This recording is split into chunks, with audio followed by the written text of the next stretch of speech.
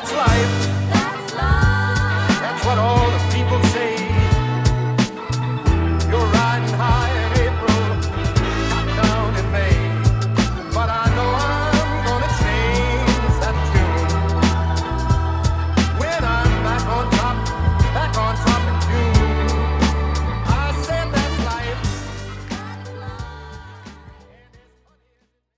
My big question is, where did you two run into each other? So that was through a mutual friend of mine, Chris Walker, who I worked with for a long, long time at Pioneer, who already knew Gary. Yep, and he brought Andrew around, and I was more than excited to work on some projects. And at what point in your career was this? How many years ago are we talking? Probably 8, 4 or 7, 5. 8. Maybe. Okay, so Six. somewhat recent. Somewhere in there. around that. Sometime not too long after I joined ELAC, Okay. I think. Yep. But we knew of each other. Yeah, I worked with Chris from the days of Pioneer. Yeah, it's been a long time. I've been over here nearly 30 years now. And what got you started in audio, and then how did that lead to you coming to the States? So I have an identical twin brother, and we're both interested in hi-fi. And I like to joke that not only are we identical twins, but he's left-handed and I'm right-handed. So we were born as a stereo pair. So it was predestined. And it's lucky for my parents that multi-channel audio didn't exist at that time, else it might have had quads or whatever. So we were always geeks, always interested in technical stuff. And so everything we did was science interest. And we got interested in electronics. So we're always building little projects, little transmitter devices, looking shocking devices to electrocute our friends. Maybe you edit that part out. And so our dad had got one of these old radiograms that sit across the corner in a room, and got the speakers in and the radio and the turntable. And we'd been reading magazines, no hi-fi magazines at that point, but practical electronics and practical wireless. And there'd been some articles about how better stereo systems are separate, so you at least have the speakers separated. So when it came time for Dad to buy a new stereo, we persuaded him to buy one with separate speakers. Looking back, I doubt whether it was actually that much better, but what did we know? And then one of our aunts gave us our own little record player, one of these all-in-one in a suitcase kind of thing, and a stack of 45s, and it mostly music from the 50s and 60s, or early 60s at that point. But it's got us all interested in music, and the more we got interested in the music and with the technical background, we started to get an interest in hi-fi. And it's not that we had any exposure to good hi-fi in those days, because there wasn't, as far as we knew, a real hi-fi store in the town where we grew up. There was Comet, which is equivalent to not quite as good as Best Buy. But we started saving all our pocket money and any money we earned from doing little jobs to spend on hi-fi. And whatever goal we had, if we were getting close, our parents would give us the top-up money so that we didn't have to wait too long. And and so we built up this interest, and we'd got, for 15, 16, 17-year-olds, we'd got a decent setup. And as we continued, my brother continued his interest in electronics, and I, for some reason, got interested in the speakers themselves. And I don't know why. I wish I could go back and understand what fascinated me about speakers at that age. But nonetheless, I did get interested. And I was always trying to build speakers and always failing. I remember I got piles of wood under the bed in the back bedroom because I was trying to build a transmission line speaker for some unknown reason, and I got some pieces of wood cut, and that was it. it was always the challenge of trying things. It wasn't the completion of them, which surprises me all the more since now I'm in charge of making sure things get into production and finished. It's not research any longer, it's product development. But we continued doing that, and we ended up with a stereo system that Thorin's TD160 turntable, even got a Hadcock pickup, well, SME 3009 pickup arm, Shaw V15 cartridge, and a Sinclair amplifier, Sir Clive Sinclair, who was the British genius who was building Class D amplifiers before the rest of the world and all these kind of things. And the speakers, looking back, were god awful. There was an 8-inch full range paper cone driver with a whizzer cone because the local music store said, "Oh, these go down to 20 hertz." So, that must be good. And since I wasn't completing any of my own builds, they worked for us until we went off to university.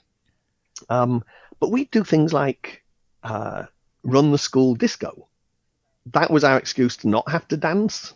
We're too geeky to ever think we could walk up and ask a girl to dance. And we would supply the equipment, our hi-fi system, and we'd also bought ourselves a reel-to-reel tape deck, a Tandberg. So we would get everybody to loan us their records, we'd copy them onto tape, and then we'd take it to wherever the school disco was being run, typically the back room of a nearby pub. And of course, we're all underage, but it didn't seem to stop anything. And we didn't have a car. So we'd have all our friends each pick up a piece of equipment and walk through the streets, about a mile and a half, to the pub to set up the stereo system. So we were doing all that kind of stuff. And all the teachers knew that we had this interest. They knew that we knew what we wanted to do. And that was work in audio and go to university. So they didn't really give us any advice over which universities. We did that research, and I chose one university to study physics and acoustics. I thought that was more relevant to learning about speakers.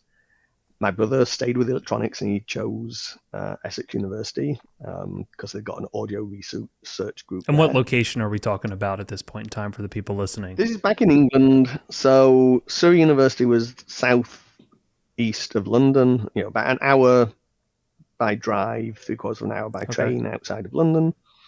He was in Ipswich, east of England, or Colchester. Constable country, if you know the painter Constable, very famous English painter. And so that was the first time we'd been apart.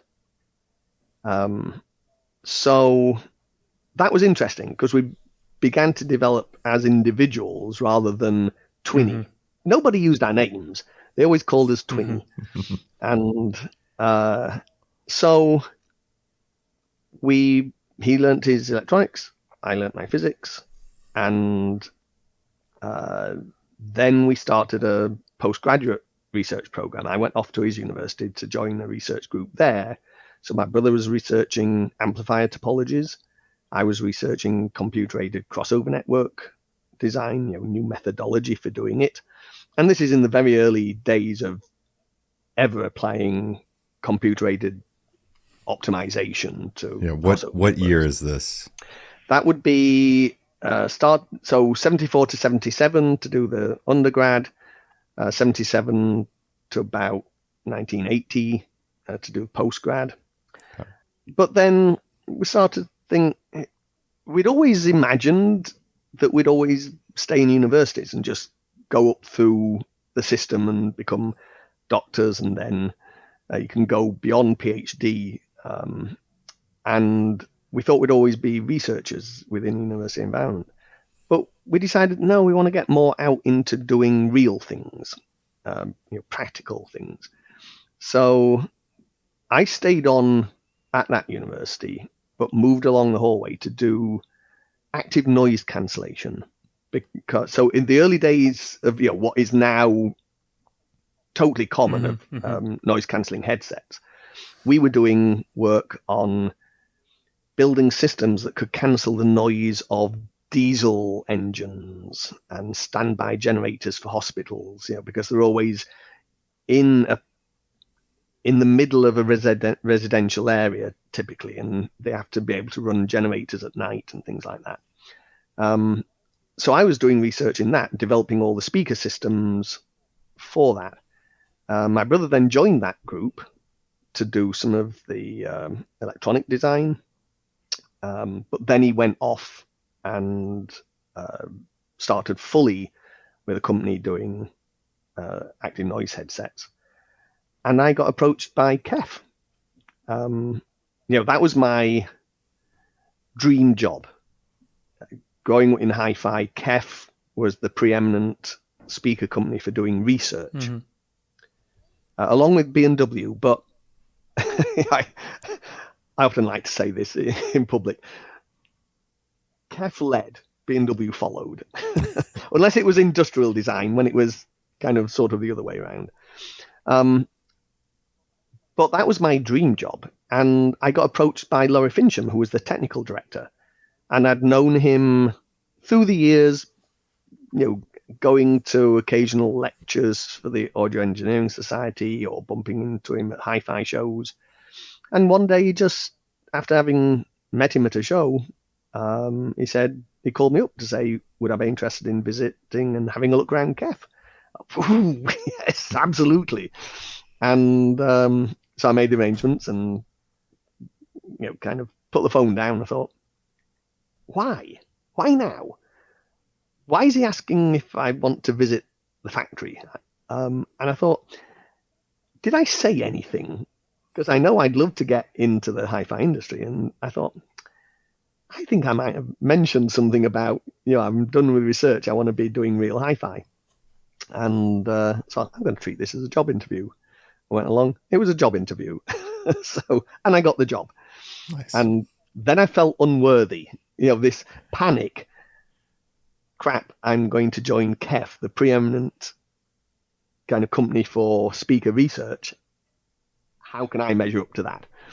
But I did. I was there 11 years, built my way up to be chief engineer, just, directly underneath Laurie. And that was my speaker university. That's where I was mentored.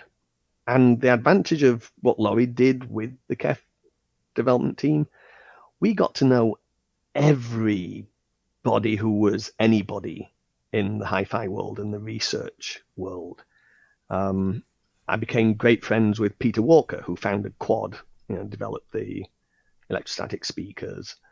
Friends with Peter Baxendale, friends with all of the other companies. We all used to meet at the AES lectures every once a month, and they'll all go out for dinner. So there'd be Celestion and the big Kef and B&W and Quad and anybody who came to the lecture. We all went out for a big dinner, and we'd all swap stories and answer each other's questions, as long as we kept away from directly the projects we were working on. But if it was a higher level of understanding, and I'd chat with Peter Walker, and he said, let me think about that. And you could guarantee a few days later, I'd get a call. Hey, Andrew, this is Peter here. I was thinking about what you said over dinner the other night. And then he'd just give this beautifully eloquent way of having thought through the problem, this insight. And so it's fascinating being able to have access to those people. And then, I'm sure in the car world, you're all familiar with Teal Small parameters. Mm-hmm. So got to know Neville Teal and Dick Small. And eventually Dick came to join us at Kef. He first came on a 1-year sabbatical because he was still working at the University of Sydney.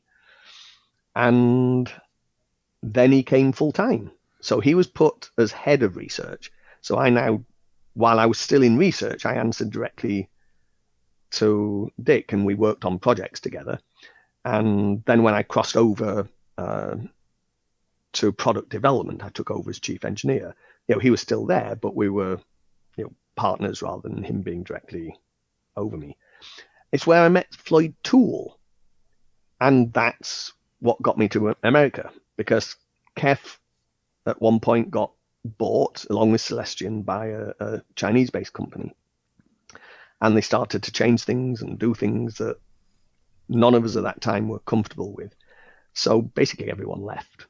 And Floyd Toole had approached Laurie about leaving and coming over and working in the States, because Floyd Toole was now in charge of research for the Harman group, JBL, Infinity, etc. Now, I didn't know that. What I did know, Floyd started to talk to me about moving over. I'm thinking, how can I leave Laurie?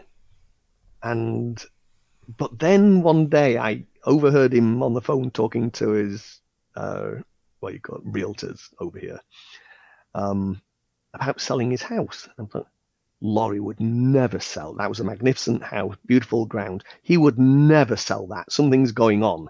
So the next time I met up with Floyd and his wife, I asked him, do you know what's going on with Laurie? And he was saying, I couldn't possibly say anything towards that. I looked at his wife, and his wife winked. And I go, okay, now I know what's happening. And eventually he'd invited both of us to move over. But I was a bit of a coward. I thought, I'll let Laurie go first, see what it's like living in America. And I'll keep plugging along with the new organization at KEF, see if it gets any better. And if it doesn't, then I'll move over. And so after about a year, I thought, no, I want to try this. I like the people who had bought the company. I got two brothers. I got to know them and I liked them, but I didn't think they'd got a handle on what they were trying to do. And I thought, okay, I've got this offer. It could be very interesting, so I'm going to take it. But I told them I was contemplating this and I needed time to think. And when I eventually walked in to tell them, I'll never forget the date, January the 17th, 1994.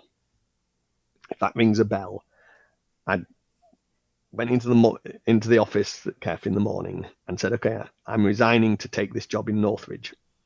Oh, gosh. Oh, gosh. Yep. At lunchtime, like 12:30, which was 4:30 in the morning, California time, they came running down. Andrew, turn on the news. Have you heard the news? Northridge earthquake. Yep. And I just resigned to move to Northridge. And we'll tear up your resignation. You can stay here. It's okay. But by the time, I had to give 3 months notice. And then they asked, well, can you give 6 months notice? And I said, let me talk to Laurie. And because we knew we're going to have to get approval for my visa or my work permit, Laurie said, okay, don't move over until we know we've got that. We'll guarantee you work, and we'll allow you to also work for KEF at the same time. So I started development work on my first speakers for Infinity while I was finishing development work on the reference series for KEF. Wow. And then the visa came through and, okay, I'm gone. And so it was about July time that I moved out here. Wow. And then I ended up working with Laurie again at Infinity, and came up with various ranges of speakers for Infinity. And that was about 3 years. And then I got approached to head up speaker design for Pioneer USA. They've got a speaker design group here out in Pomona. So, people, when I accepted it, people were going, why after working for KEF and Infinity, why would you be working for a Japanese speaker company? What do the Japanese know about speakers? I'm going, have you read any of the research papers? Everything that they publish in the Audio Engineering Society journal. They know a hell of a lot more than most people do. Whether they've applied it in the way that we feel is appropriate is irrelevant. What they can do, what they got access to in terms of facilities is amazing. If I can mix what they know with what I know, it could be a winner. And so I took that job and I was with them for 17 years. And during that time, I started the TAD home project.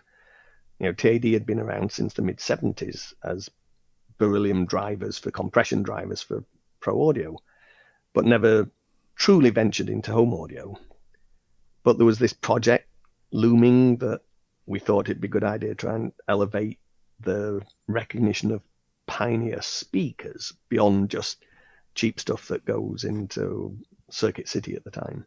Right. And so we were casting that, well, we can't really just call it Pioneer speakers. Can't get traction with that.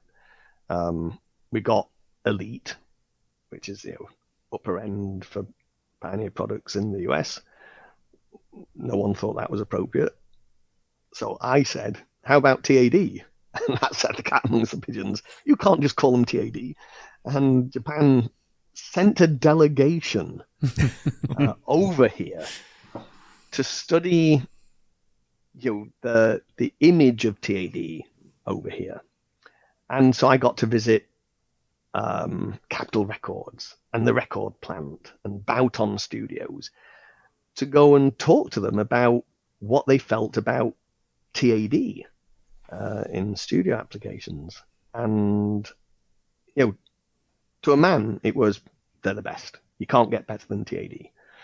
And so this went from a project that we were considering of speakers a couple of $2,000, $3,000, $4,000 to no, if we're going to do TAD, it has to be high end. It has to be the ultimate. And so that's what I was then put in charge of, which is, wow, this is fantastic. When that big project at TAD came out, how much was that set of speakers? Only $45,000 a pair. Only. And that was, looking back, a stupidly low price, because since Pioneer sales were not interested in that, because it didn't fit with anything that they were doing. So basically, our manufacturing group out in Pomona, which is where I was based, we decided we would handle not just the development of it and the manufacturing. It was all manufactured. Well, the drivers were manufactured in Japan, but the cabinets and final assembly was all done in the factory out in Pomona. And so we sold it as though, we sold it as though not knowing what the markups were required to make it actually profitable. It should have been like $70,000, $80,000, but we sold it at 45. So that wasn't a good idea. But it was, a technical tour de force, and still those TAD speakers are the best I've ever done. But then they should be at that price. They're now the successor to the original TAD Model 1, which is the TAD Reference 1. And I'd completed that before I left, and promoted it for years.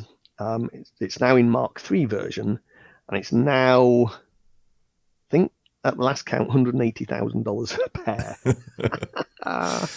That's a very expensive. So let me ask you this, not to get off your story, but when you are developing a speaker of that caliber, right? And then you then have to improve that line, right? And take it the next step up. Can you run us through your engineering process of what you're looking for? And maybe even when developing a new speaker in general, obviously you have a goal of what you want the speaker to do. But then from an engineering standpoint, how do you then start going to work on making a great sounding speaker with the materials that you have? There's a general answer to that, and there's a specific answer to the TAD in that.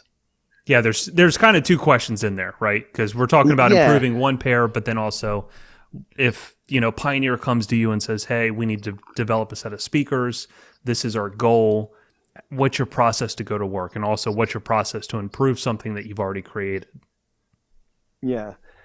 In the case of TAD, the improvements have been relatively minor because it started off, this sounds egotistical, but it started off so good to begin with that those, just like the compression drivers, they basically remained unchanged since the 70s/80s. the drivers we developed for those speakers have mostly remained unchanged since we launched the speaker with those drivers in 2003. Mm-hmm. There have been some necessary changes due to process control or material availability, like the woofer cones had to be replaced because the carbon fiber skin material that we're using on the woofer cones stopped being available. So we then had to research, well, we're going to change them. What improvements can we make? But it's all been relatively subtle. Some of it is voicing, mm-hmm. understanding. Had we got the right target in mind of the sound? And so we've, changed that subtly through the years. Mm-hmm. And, if we were to start again, I can see areas where we might want to make some changes, but there's still sort of variations on a theme. We don't need to fundamentally rethink what we've done. Mm-hmm. I would make some changes to the tweeter and the construction and things and change crossover points, so I'd have to make the tweeter work better down to lower frequencies. I could improve the magnet structures and remove various distortion mechanisms that are inherent in certain magnet structures. Mm-hmm. But it's sort of all icing on the cake. When it comes to more regular speakers, when you can consider that newer technologies become available or manufacturing processes become practical to do things. Like what I'm going through right now. That's going to say, I don't want him to get too far ahead. Don't get to okay. To his newest release. Right. Yeah, we'll get there. Because we're have to give that its own time. Okay. So I'll ask you this as well, that you can kind of compound the rest of your answer in with this, but also when did like CAD programming and computer analytics really change the way that you design speakers? Because I'm sure that you design before you had a lot of help to where you could see things change in real time with computer programming. That's actually quite interesting. So I was on a speaker expert panel at one of the shows, and someone asked, how has the modern availability of CAD programs for speaker design changed the landscape of how you design speakers? And I said, not one single bit. And that answer was because I've always had that capability. One of the things that was particularly fascinating about working at KEF was that in the 80s, they'd been developing computer-aided measuring systems. In the old days, it was Brüel & Kjær equipment with a sweep generator linked to a chart recorder, and it went whoop, and you have to use an anechoic chamber, and you get a line on the chart. And every time you make a change to a crossover, you have to remeasure the whole thing and see if it's better or not. So KEF pioneered, first of all, impulse testing. So they spent in the 80s, or late 70s, in fact, hundreds of thousands of dollars on Hewlett-Packard FFT analyzers.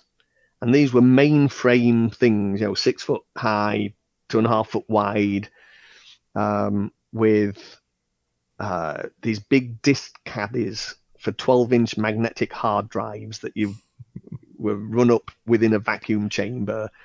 And the memory was literally the 32K of memory to run everything. And so it had no graphical user interface. The word didn't even exist in those days. There was a keyboard entry for every operation you wanted to make. So suppose I wanted to do a sweep, or effectively measure the response from 20 hertz to 20 kilohertz and blah, blah, blah, blah. The keyboard commands, Y space, 10 space, 20 space, 20,000 space, 1 space, 1 space, 0, that would be a command for doing one particular operation. And there was a whole list of them that you had to memorize in order to run this system. But within that system and within that 32K of core memory, and they were ferrite beads, the old memory, ferrite beads with wires around them in a matrix system.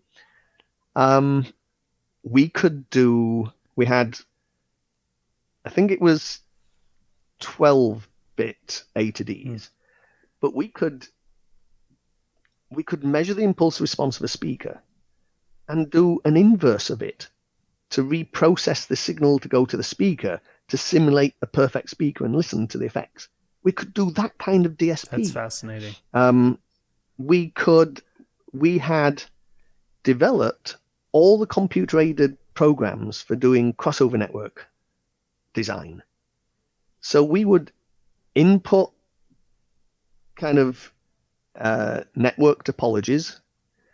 We could measure the impedance of the speaker, load that file in as the load for that network, and then set target functions and optimize all the components to get towards that target function and check the impedance curve and how they all added together. So everything, certainly by the time I joined in 83, and by the time I was chief engineer actually working on product, let's say late 80s, everything we were designing was computer-aided design from start to finish on that computer. We could even do vibrational analysis of the cabinet structure on that computer. Any kind of processing you needed to do of the speaker data, this keyboard, it was like having a scientific calculator where you can do any scientific operation on a number, but the number wasn't a real number. It was the data set of the response of the speaker. So you could just literally, what happens if I do a differentiation of that response? Differentiate. Done. Just fascinating. And then you could automate those routines. There is almost nothing we do these days that we weren't already capable of doing in those days. So it gave me a huge start on being able to analyze and properly measure speakers. And in the earlier days, while I was in research, my first tasks were improving measurement capability and more accurately understanding where inaccuracies come from when you measure speakers. Because I was always interested in measuring, the fact that I never finished building a speaker when I was, prior to going to university, was because I kind of thought, well, even if I build it, I don't know what it's supposed to sound like. I don't know if I built it that it's right. And I didn't trust my hearing. Of course, these days I do. But I didn't trust my hearing because I was a young kid. I didn't know. I didn't have exposure to hearing good systems until I got to university. And so I thought, I need to measure them. So I switched my interest to how do you measure and how do you build systems to do that? So my fascination always continued with measurement. And to this day, one of my chief interests is how do you know when you've measured it correctly? Because there's no good trying to relate measurements to listening if you're not making an accurate measurement.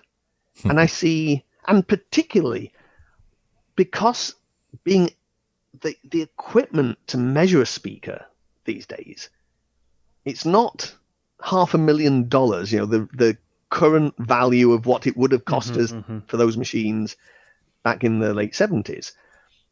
It's a couple of $100. Buy a $80 microphone. They're not that good, just saying. But that's what we think we should be using. An $80 microphone and a free program. Run it on your laptop. Oh, now I can measure speakers. No, you can't. You can't actually measure speakers. You're measuring all sorts of things that are not just the speaker. and you're corrupting the data in ways that you don't understand. And so basically my answer is my process hadn't changed when I was asked that question. I've always been doing it this way. What's happened now is that it's much cheaper and much quicker to get the wrong answer. Great answer. I remember Andrew, who was helping me with some woofer stuff at one point, and I asked him if he had the Thiel small parameters for the woofer, and he chuckled at me, and I was like, I'm like, what? And he's like, you don't want that. Let me send you the real data. And he sends me a spreadsheet, and I'm probably exaggerating, but I open it up and it's got to be 20 columns wide, and it's like 20,000 lines of data times those 20 columns. And I'm like, I assume this is some sort of measurement at different phase degree angles or something. I have no idea what I'm looking at. I'm like, Andrew, you're the only one I know that understands this. Well, it's actually funny. Two very funny stories involving Dick Small. Actually, I could do three stories. Dr. Richard H. Small. And because you got Laurie Fincham, technical director of KEF, you got Dick, and then you've got Floyd Toole. We always used to joke, there's a acoustics research agency in America that's very famous for acoustics research, and perhaps we should set one up using those three guys, but it'll never work because the name of the company would be Small Dick Fincham. No, Small Tool Fincham. That's it. Small Tool Fincham. When Dick first joined, so I should call him Richard Small or Dr. Small, just for familiarity for the audience, right? So Dr. Small, American, worked as a engineer at HP for years and years, then moved to Australia to do this PhD under the tutorage of Neville Teal. And now he's moving to England. He's going to come here on a sabbatical for a year to work with KEF. I'd met him a couple of times, but people like that who are luminaries in the field, you always feel inferior, and they must be. You can't really talk to them. They're too famous for that. You get nervous, kind of idea. But I'd been recently exposed to Gary Larson with his cartoons because I'd done a few trips to the States. Come across these books, loved all the Larson cartoons. I'm thumbing through one of the books once, and there's this cartoon of these kangaroos in the outback, and they've all got kind of round glasses on, buck teeth, and in the pouches they got pocket protectors, right? And underneath it says Kangaroo Nerds. I thought, that's Dr. Small, right? He worked at HP. He always had the button-down collar, short sleeve, white shirts that they would wear at HP. He'd always got a pocket protector in his shirt pocket with all the pens in, and now he's coming from Australia having worked there. Perfect. So I photocopied that page, left it on his desk for the first day that he came, and just waited. And halfway through the morning, I hear the door to the lab open, and this guy goes, "Who left this on my desk?" I thought, shit. I really done it now. And I go, "Me, sir." And he walked over and goes, "That's the funniest thing I've ever seen." This kind of broke the ice, and became firm friends. So one day we're having a visit from a young speaker engineer who was working on doing actually relevant drivers. He worked for a company called ELAC, of all things, which had no relationship to ELAC Germany. Wow. And they were down in South Wales, and they made OEM speaker drivers, for cars. And I think we were working on a car speaker project, so we were using them for some subcontract work. And so he wanted to come to visit. So, he got introduced to me, and I'm showing him around, and he says, I have some questions about teal small parameters. Do you think you'd be able to answer them? I said, we've kind of moved on from the simplicity of teal small parameters and developed, other ways of doing it, equivalent circuit models and stuff. So it's not right in the forefront of my brain, but, ask and I'll see if I can answer them. And so he got into the nitty gritty of it. And I said to him, okay, here's what we'll do. I'll take you to the front office. You can go and ask Dr. Small yourself. And there was this look on his face. And it's Dr. Small. Yeah, he works in the front office. He's head of research. I go, I thought he must be dead. He's so famous. You can only be that famous if you're already dead. So I said, no, let me introduce you to him. So I took him up there, walked into Dick's office, and I go, hey, Dick, this guy thinks you're dead. Perhaps you could put him straight on the matter.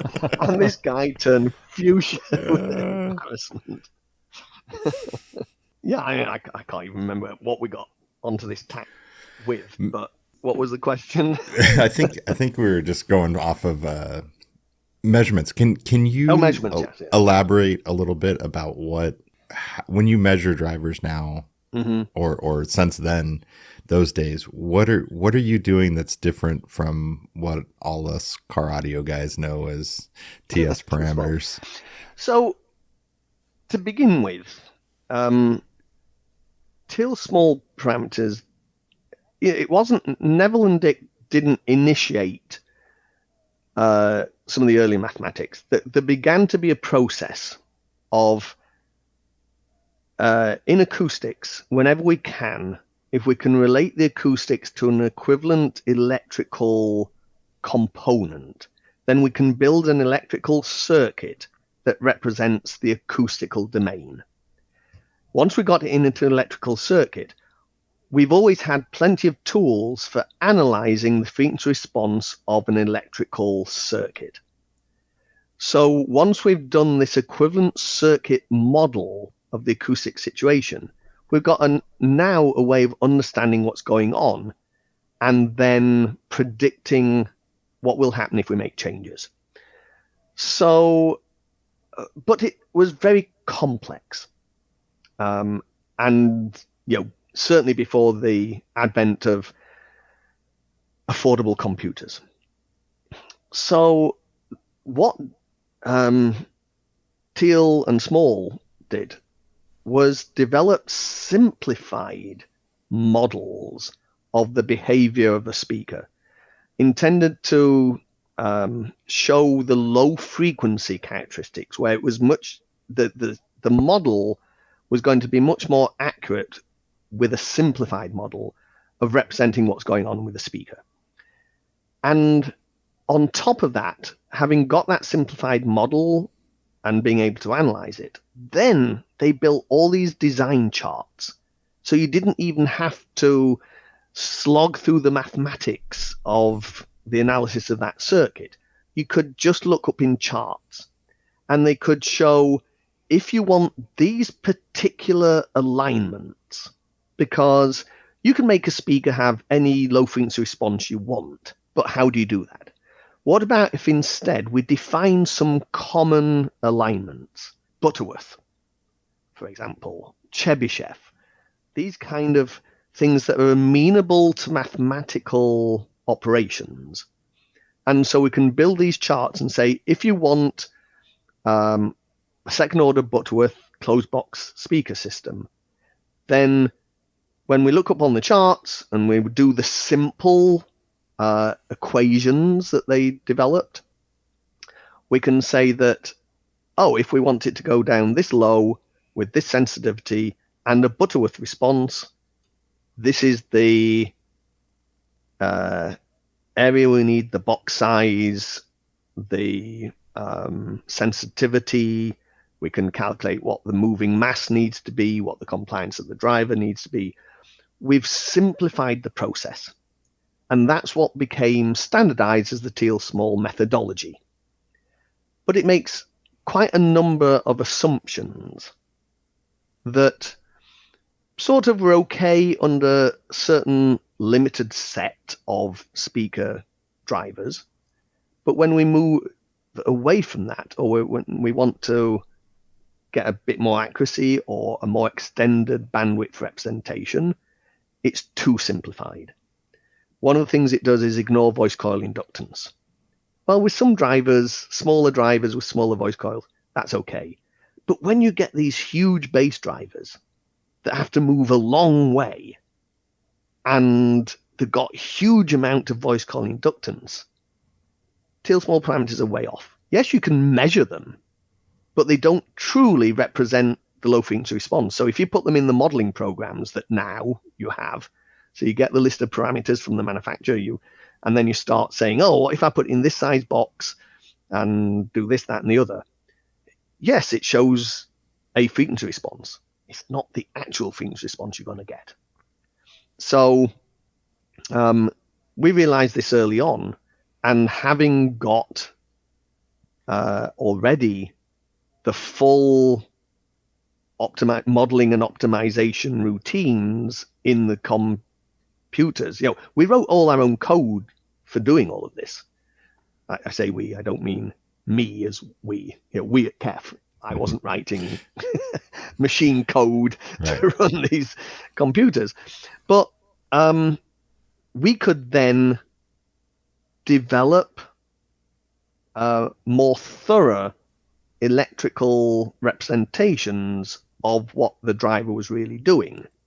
They weren't amenable to designing by table, tables of charts, but we didn't need to, because having got these representations, we could run a frequency response from that equivalent circuit. Then we could nudge component values and say, oh, this inductor that represents the spider compliance, if we change that, what does it do to the frequency response? If we want to get any frequency response we want, we can just set a target and run an optimization, and it would spit out the values, and we could say, oh, we need a moving mass of 37 grams. We need a BL of 7.2. We need a compliance of so many millimeters per Newton. And we could build a driver to do that. And so the design goal would come first, the target response would come first, and then the components would be designed based around that electrical circuit? Primarily, yes. You set yourself a goal of what do I want to achieve? Mm-hmm. But prior to that, we could analyze anything we'd actually built and say, this is what it's actually doing. This is the deviation from what a tail small parameter chart would tell us is the frequency response. And so that understanding meant that we could synthesize directly and accurately to build up a driver to put in a box and check it out and do what we want. And Dick joined in. That was one of his responsibilities. How does Dick do better than what Dick had done before? He started then doing a more thorough analysis of what the equivalent circuit should be, beyond just adding voice coil inductance, adding creep factor in terms of the spider doesn't immediately settle back to its rest position, and that's called creep, and you can model that in the equivalent circuit. Voice coil inductance isn't a pure inductor. This idea of measuring at 1 kilohertz and saying, oh, it's 11 millihenries, it's never a pure inductance. It's a semi-inductance. And so more recently, we've got ways of representing in the equivalent circuit semi-inductance. So all those kind of things. And all the work I've done since then, I've also looked every time. I never, ever design a system without first either measuring a prototype driver, and the way you get at what is the equivalent circuit is you measure the impedance curve. And from that, you do an optimization to say, if I have this equivalent circuit, if I can adjust the values until the calculated impedance curve of that equivalent circuit matches the impedance curve of what I've measured, then that circuit represents that physical component. Gotcha. And then I can, so suppose I built this prototype driver, I'm checking it out, I can accurately measure the frequency response, but I will also measure the impedance curve. And then if I want to make changes from that equivalent circuit, I can see exactly which components I might want to change to improve the response. And go, okay. And then you have your predicted response, your measured response. And, right. And then I verify that by, oh, well, if I add 5 grams to the moving mass, it will do this. And I add 5 grams, and it does that. You have to be sure that the electrical equivalent circuit is the actual one that represents the physics of that object, because you could always get an impedance curve that looks the same for both, but doesn't accurately predict what's going on because you'd got an incorrect equivalent circuit. And that's one that caught me out once when I was designing one of the ELAC speakers, and took me a while to redevelop the exact equivalent circuit. But that's the way I do it. And so going back to this idea of measuring accurately, there's no point making an inaccurate measurement. You should spend all the time you can at the start of a project making accurate measurements before you infer anything about what's happening. And that's what I've spent a lot of time doing. How do I get better measurements? And one of the problems we all have, you could say in a car environment, well, we just measure it in that environment. Sort of, and sort of no. You need to know you need to separate out all your variables. You need to know what the driver is actually doing independent of the environment. Then you need to know what the influence of the environment is upon the measured response. And you need to know what factors in the environment are doing what to the measured curve. So you've always got to separate everything out. And so when I measure a drive unit, so moving away from the car world for a moment and back to my world, I want to know what the speaker in the box, what the real low frequency response is. How do I do that? Well, anechoic chamber. Well, who's got an anechoic chamber? I used to have out in Pomona, I had an amazing anechoic chamber. It still needed calibration below about 80 hertz, but I'd got it perfectly calibrated. Most people don't have that. So what else you got? Measure outside where there's no reflections.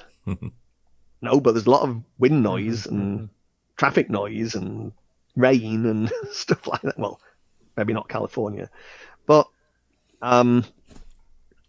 reflections from the ground. So how high do you have to lift it before those reflections become immaterial? Well, 20 or 30 foot. That's not easy to do, especially with heavy speakers. What else can we do? Ground plane measurement. You stick it on the ground and you put the microphone on the ground. Sort of works, but it's not perfectly accurate, but it's still outdoors.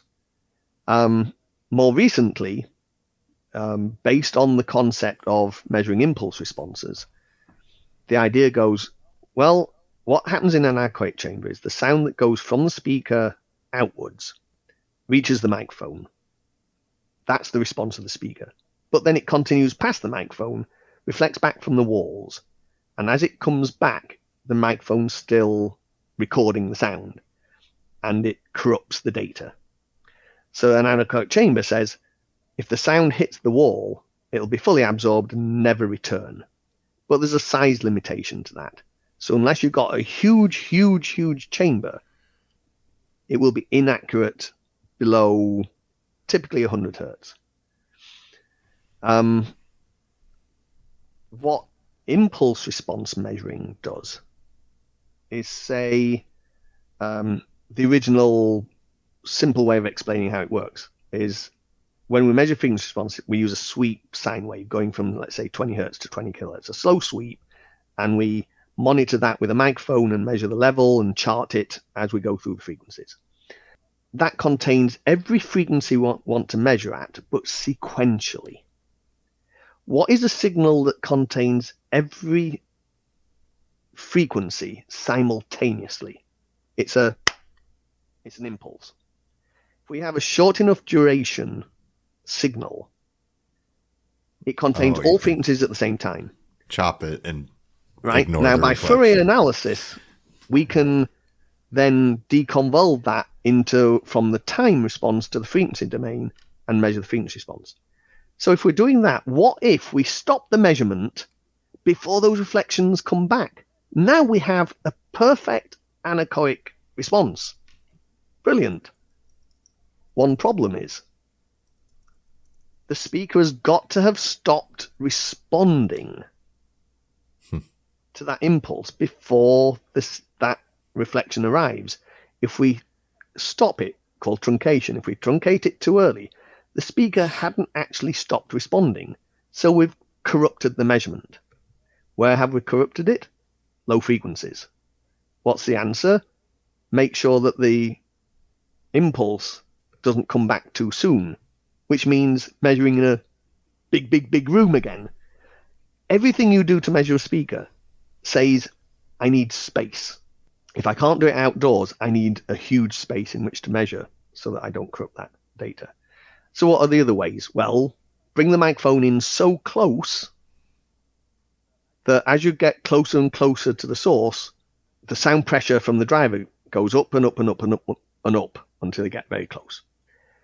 But the sound coming to the microphone from the room stays sort of approximately the same level. So now you've increased the signal to noise ratio. So it looks clean. And that's how most times people will measure the low frequency response of a speaker. The problem is it's got limitations. It's not really the far field response, it's the near field response, and there's diffraction issues and whatever. And that matters for us designing speakers in boxes to go into rooms. Maybe not, it's a different sort of situation in the car. The loading on the driver is different. But that's how we get around it. And so with all the techniques I've developed, I can measure the near field response. I can put the microphone inside the box and process that. I can measure the impedance curve and calculate from that. And I can get all three of those to agree within better than half a dB up to about 150 hertz. And so if you've only got one way of measuring something, you don't know if it's right because it's an object under test. If you have three ways, if you've got two ways and they give slightly different answers, which one's the most accurate way? I don't know. Right? If you've got three ways and at least two of them agree, then you know you've got an accurate measurement. And so I go to great lengths very early on in all my projects to make those accurate measurements before I move on and do anything else. And these days we've got a better understanding, some of which comes from all the Floyd Tools work, on relationships between how something should measure and how it should sound, or what we need it to measure like in order for it to sound a certain way. But it's not that we're talking about getting accuracy to the original sound. It's got nothing to do with that. It's from all of Floyd Tools' work on speaker testing and listening, it was always listener preferences. What curve gives the best listener preference, averaged out over all the listeners? Nothing to do about accuracy. So it leaves a lot of scope, really. Well, what if I don't personally like that particular response? I always say that might be what the research said, but if that's the secret to success, certain speaker manufacturers would have zero success. Right? In fact, the biggest speaker company in America would have zero success. And so, it's each to his own, kind of understand the science, but also understand what people might want. So you bring up a very interesting point there. In most of the car audio DSP tune crowd, both installers and DIY people are familiar with Harman's target curve. There's an adopted version for the car where obviously there's some exaggerated low frequency information, and that's one kind of setup target. And that's measured in that's measured response. We get into this all the time, measured, and they have a version that's measured in a car without a person in the car. And then, we come into where the current debates going around in our world is how you take measurements and, single mic versus multiplexed mic setup. And then, whether you have a mic array or not, or a moving mic with somebody in the car, and the difference in response. And it's kind of new to our world. Obviously the stuff that you've been, it's much, I think it's kind of funny. We had this talk one day at my shop where, you were like, oh, you're so lucky you get to tune it in the environment, right? Like you don't have to design something. That is true. And I'm like, well, car audio speaker manufacturers are designing speakers and they don't even know where you're going to put them in the car, right? Yeah. Like they don't know the enclosure. They don't know anything. So yes, the not the OEM people, right. If you're designing for the car, I've been through this 3 times, competing for business with different car companies, for Pioneer to be the supplier to a new model of car. And there you absolutely know where it's going. Right. And you absolutely know it's nowhere where you'd requested them to go. Right. Went through that with one car company. They promised us that there's going to be a new direction, and we get in early before even the interior designers of the car have had their say. So we can kind of tag, leave us these spaces free. Well, it didn't actually work out like that. Yeah, never quite does. But assuming that either they've listened to us or they've told us where it's going to be, so at least we have a heads up to know it's got to be these places. What can we fit in there? What kind of size of drivers fits in these spaces and the quality levels we want? And then tune it up to sound how we want. We do at least know, because of that every person who buys that car will have an identical oral experience, pretty much, of that unless they move the seat. Unless they move the seat, well, but that's small fry compared to what room people are going to put their hi-fi system in, and where in the room are they going to put it.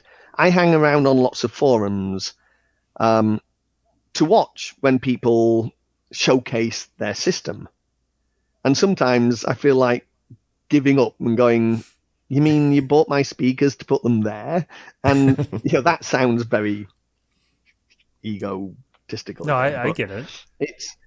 It's why am I bothering if that's all you're doing? But it's not all they're doing. It's all they can do.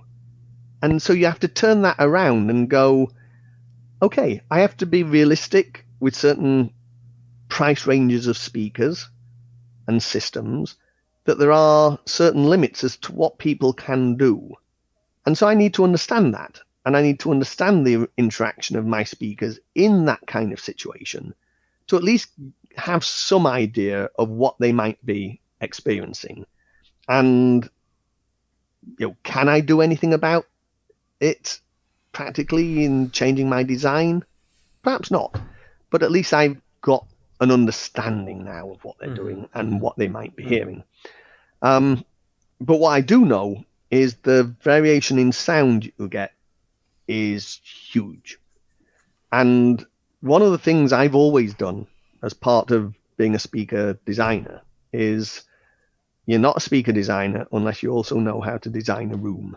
You've got to understand acoustics of rooms. And so that's why pretty much every show that I've ever been with a company that's doing a show, I've always gone out and done the setup for the show.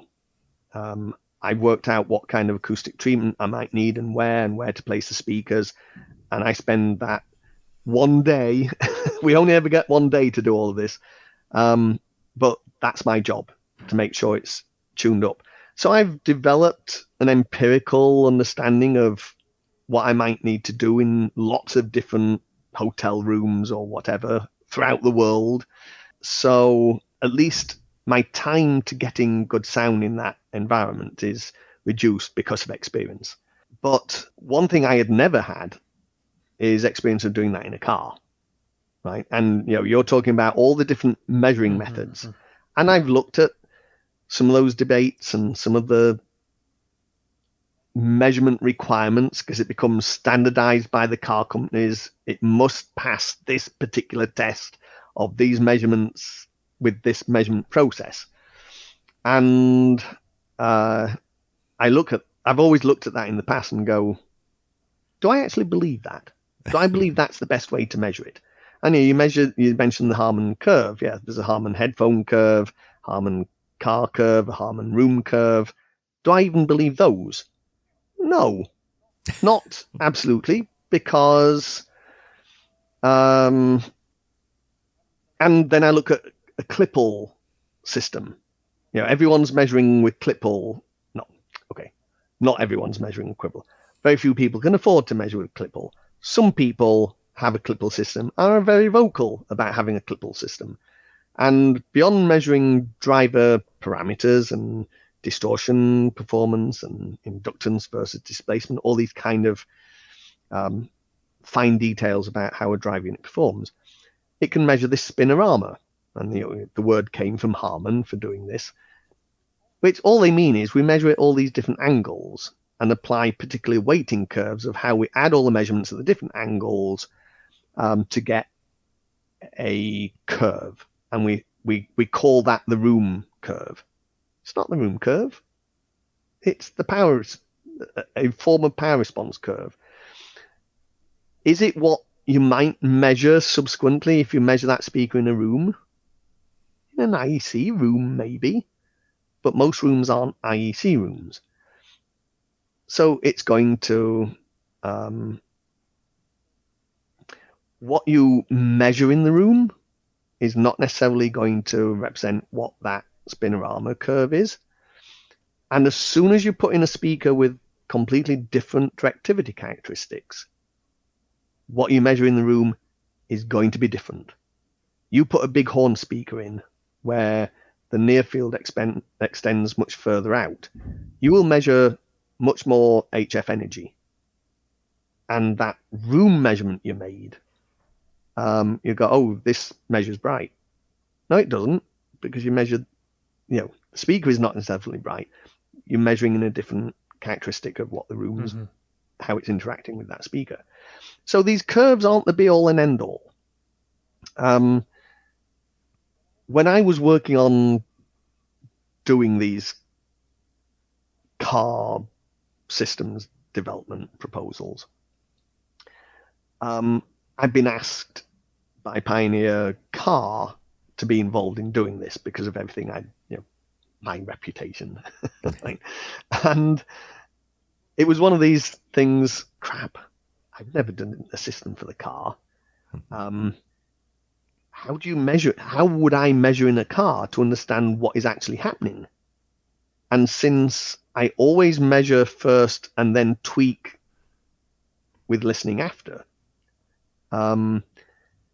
what is the relationship between how I can possibly measure in a car and what it really means and what I think I would hear? It's new territory for me. And so that's something I had to very quickly get a handle on. And I went through 3 different presentations for 3 different car companies and got more and more confident. But it's very different. And I didn't use any of the approved methods of what it should do. I'd kind of developed my own.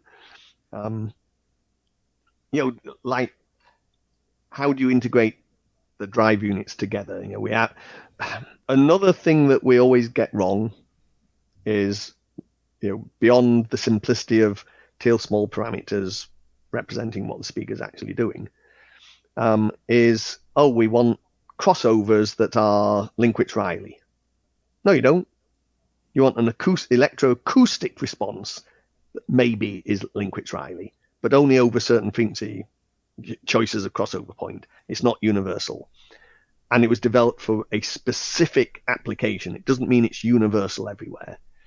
And it certainly doesn't mean that the filter shapes you apply in the DSP should be Linkwitz-Riley. They absolutely should not be. So there's all this misunderstanding of how you should be doing the design work. And then you compound that with, well, how should I be measuring the result? So just to quickly finish that part.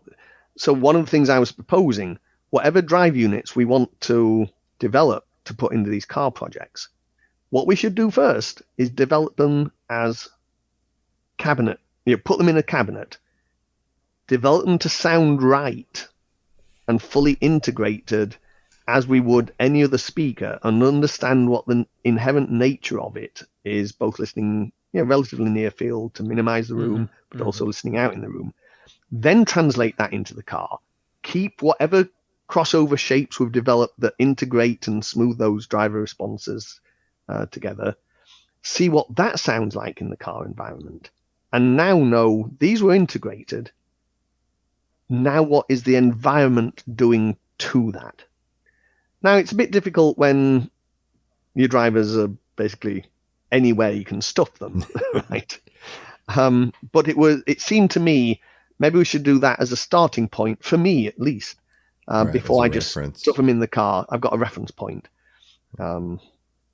So I definitely have to jump in with the question that I know that there's people listening to this at home that are going to go, we've been taught to use 24 dB proactive Linkwitz-Riley crossovers to,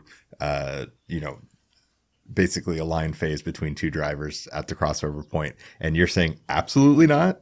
Can you shed some light before everybody goes home and starts playing with their DSPs? Right. So we're talking about phase aligning the drivers. So let's start with basic network theory and a Linkwitz-Riley high pass and low pass. Speakers always used to be, let's say, Butterworths, 3 dB down at crossover. And the thing about a Butterworth network is they're not phase overlapped through the crossover point. They're 90 degrees apart.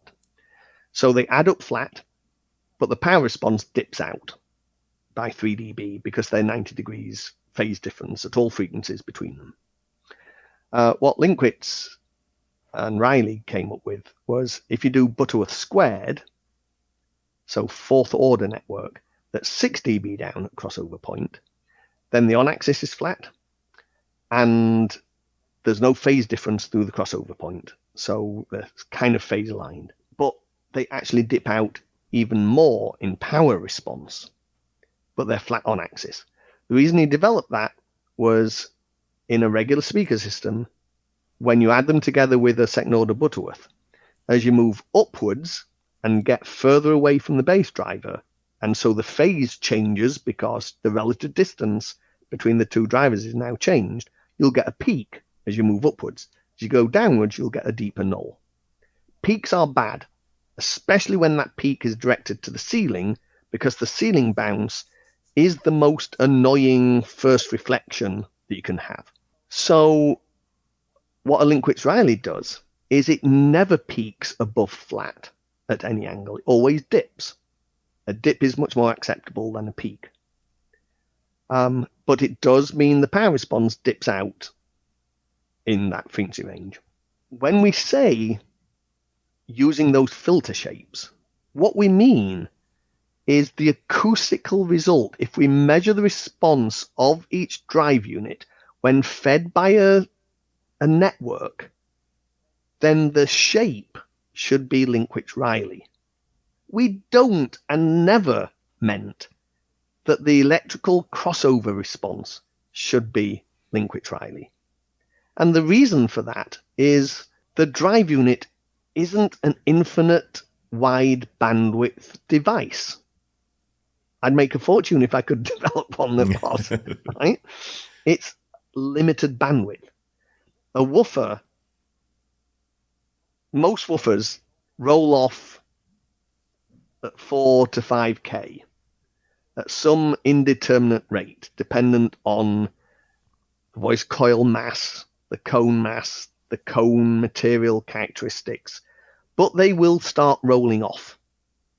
A tweeter will start rolling off anywhere from, depending on the size of the tweeter, 2K, 1.5K, 1K, maybe 800 hertz at second order.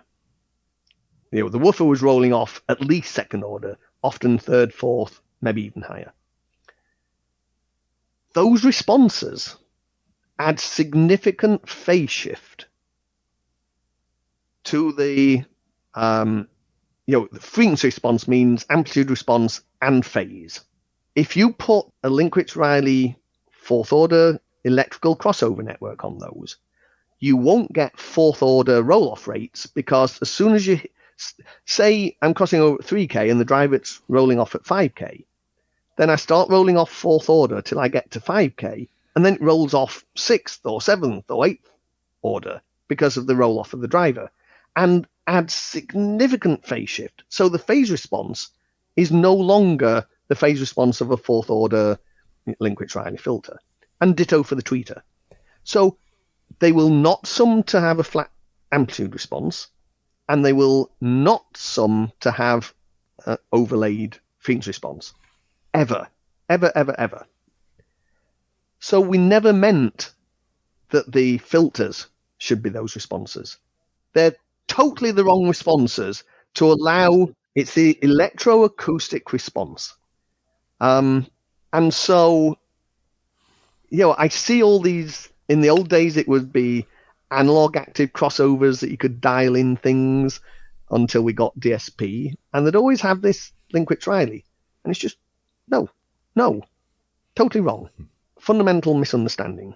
So what the filter shape should be is, who the hell knows until you've measured the drivers, right? And then you fiddle to whatever they need to be, whatever slopes. They don't have to have matched roll-off rates. In fact, they probably shouldn't have matched roll-off rates, because the tweeter is rolling off at second order, the woofer typically always higher order than that, and at different crossover roll-off frequencies.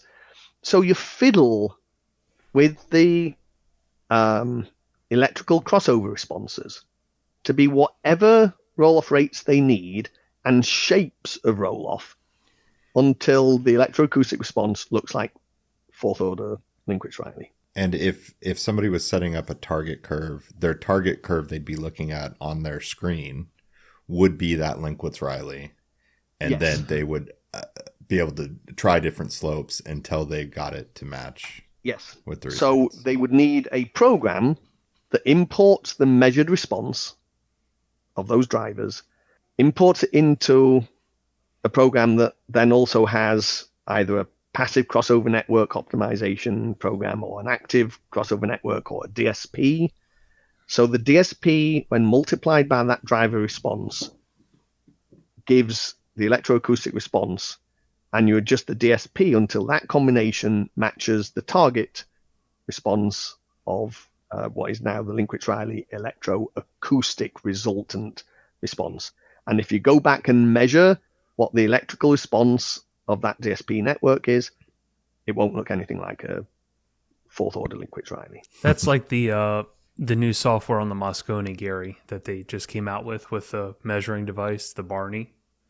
So they had showed me that they have a new automated system to where, obviously they have this measuring mic now where it's two mics and it's in a legitimate head, right? So there's two mics where each ear would be, like it's an actual dummy head, and it sits in the driver position, and then it sends out impulse responses, and then it constantly change the different filters of what could be used.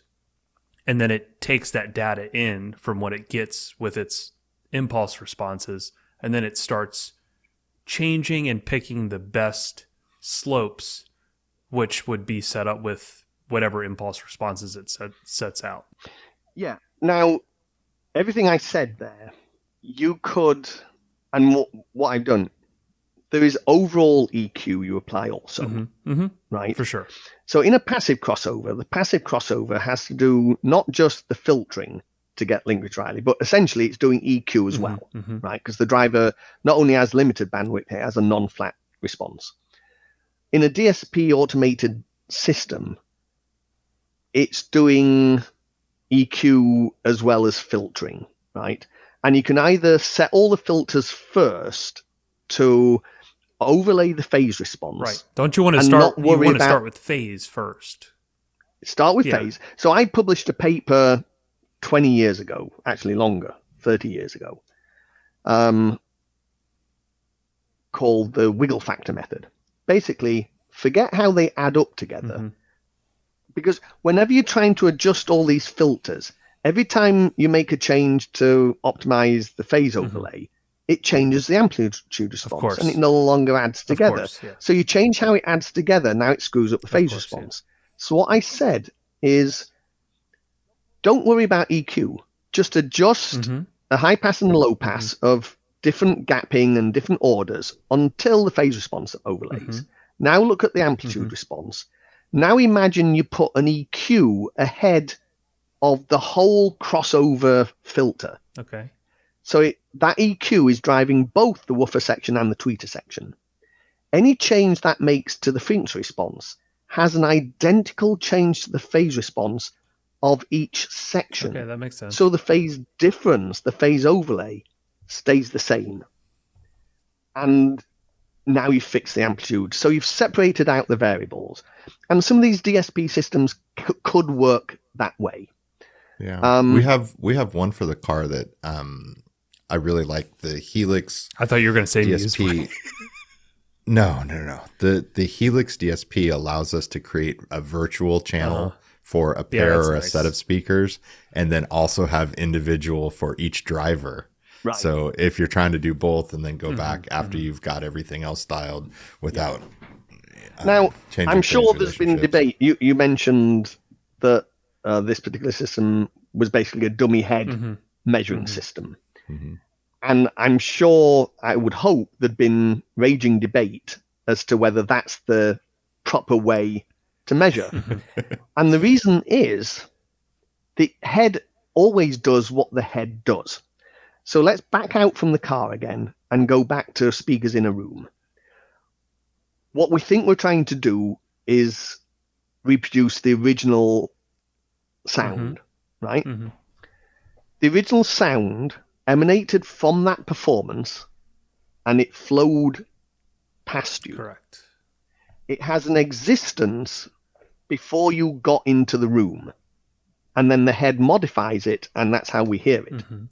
But to reproduce it, we need to measure without your head present to say the sound field in the space where you're reproducing the sound should have been the sound.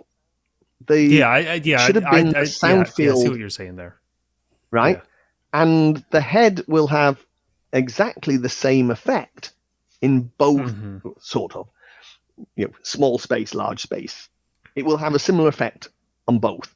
So you don't need to measure with the dummy head there. Your head is understood that the way the head hears is to be there and disrupt the sound wave, the sound field that was emanating to you. And those target curves would be very different between. They would be absolutely very different between a measured in your ear and a single mic or a mic array. Yes. Wow. Hey, we got off track a little bit. So you were. I always do. you were working at Pioneer. Yes. For 17 years. Yes. And then what happened? So I got approached about this idea of working with ELAC. That they ELAC had never had a presence in the US for speakers. They did in the 50s and 60s for turntables, the mirror chord turntables, but never cracked it for speakers. There's some limited distribution, but nobody really knew of ELAC speakers. But they were manufacturing lots of high-end speakers, mid to high-end speakers for Europe and Asia. And so the idea was, what about if we set up a design group within the US to design speakers? So to expand ELAC's capability and product range, but also know how to target both. We had knowledge of how to sell into the US. I knew how to design speakers.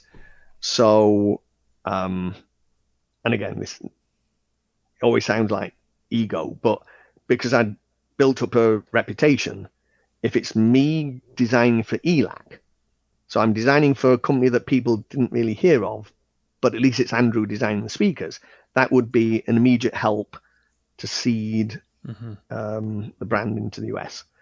And so that's what we did. And because they were already designing mid to high end, and if we took the approach of, let's launch ELAC in America by Andrew designing a cost no object speaker, well, that's going to take years. And what do we do meantime? But because I'd had all the success with those entry-level Pioneer speakers in particular. Yeah, we didn't really talk about that. We did kind of gloss over that. There was, I don't know if you're aware of this or not, Matt, but Andrew designed, my understanding was at least 2, if not 3 or 4 models of entry-level Pioneer speakers. And I just remember when they came out, the reviews were basically like, here is I don't remember what the price point was, $200, $300, $400 set of speakers. Oh, no. $89 and $89 pair of speakers. And every review is basically, you couldn't reproduce this for $1,500. Are we talking about for the home? Yeah, the Pioneer home. Yes. Yeah. His Best Buy had proposed this to us, that they knew what I was doing with TAD and the Pioneer EX speakers. They were looking for an extra brand on the floor, and they didn't want to bring in a new manufacturer. So the idea was, Andrew, can you design some affordable speakers? And it was Chris. Chris analyzed their market and products and said, rather than competing head on with brands you've already got, we see gaps in the price points. Why don't we fill in those gaps? And so that's what we did. And it was initially $89, but very quickly had to be put up to $99. But designed this $99 speaker. And Chris, actually, it was his idea that we put my signature on the back of it, that was a big fight with Japan over that one. But it became a huge seller because with someone like Best Buy behind us that could commit to real quantities and large quantities, you can go back to your manufacturer and go, we're not playing here. We're not trying to bash you down on price, and then we'll never commit to the orders that you thought we'd give you in order to get that price point. This is real. Here's the forecasts from Best Buy. This is what we need. And so project started, and I first showed them in one of the sound rooms we'd built at Acedia, and the response was huge. So that started that project. That lasted for 5 or 6 years until I left. I think we sold like $50 million worth of it. We became the fourth. That's a lot of $99 speakers. Yeah. It is. We became the fourth biggest selling brand of non-US speakers in the US. Wow. At one point, we beat Bose. I was going to say, great design, and then great manufacturing processes, right? Like, I mean, that was what led to that, was you were able to design a cabinet that, was it's a sturdy. curved-sided cabinet of laminated MDF that was not kerf cut, but it was RF, pressed and RF glued, and real drivers and a 7-element crossover. It wasn't a capacitor on a tweeter and, good luck to you. Yeah. So that really launched my visibility in great sounding affordable speakers. Right. And it was a fantastic experience doing that because it reached such a wide audience. And, when I used to work in research, even before joining KEF, I call it the party phenomenon. You go to a party, you meet people, what do you do? And they ask, what do you do? Oh, I work for, let's say, KEF. Who? Yeah. And then it was Infinity. Oh, the car company. No, there's actually a hi-fi company called Infinity. Then Pioneer. Oh, Pioneer. Oh, I've heard of Pioneer. Oh, I've still got Pioneer speakers from 30 years ago. And well, please, could you kind of replace them and buy something from me? But it was fun to get that exposure. Yeah. It was fun to, how good can I make something at that price point? And then getting that fantastic result from it and the reputation. That was so much fun. And one funny story. So I was at a CEDIA event. No, a hi-fi event in Denver. And a company that makes mid to high-end electronics, DACs and amplifiers, Bel Canto. Yeah. I knew their owner very well. And he came up to me and he said, "Hey, Andrew, I wanted to show this new rack, new affordable speakers." And he showed me, the new affordable electronics, lower end. And then he goes, "Oh, you know what? Wouldn't it have been fun with the reputation you've got with those Pioneers?" At that time, they were the second generation and reached $129 a pair. And he said, "Wouldn't it be fun for me to put those on these electronics?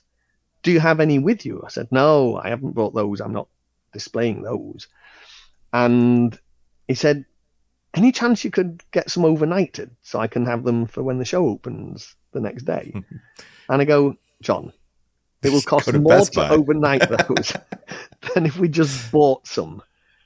And he says, "Okay, let's do that. Let's go off to Best Buy." So we drove off to Best Buy and we walk into Best Buy. "Do you have any of those Pioneer BS22 speakers?"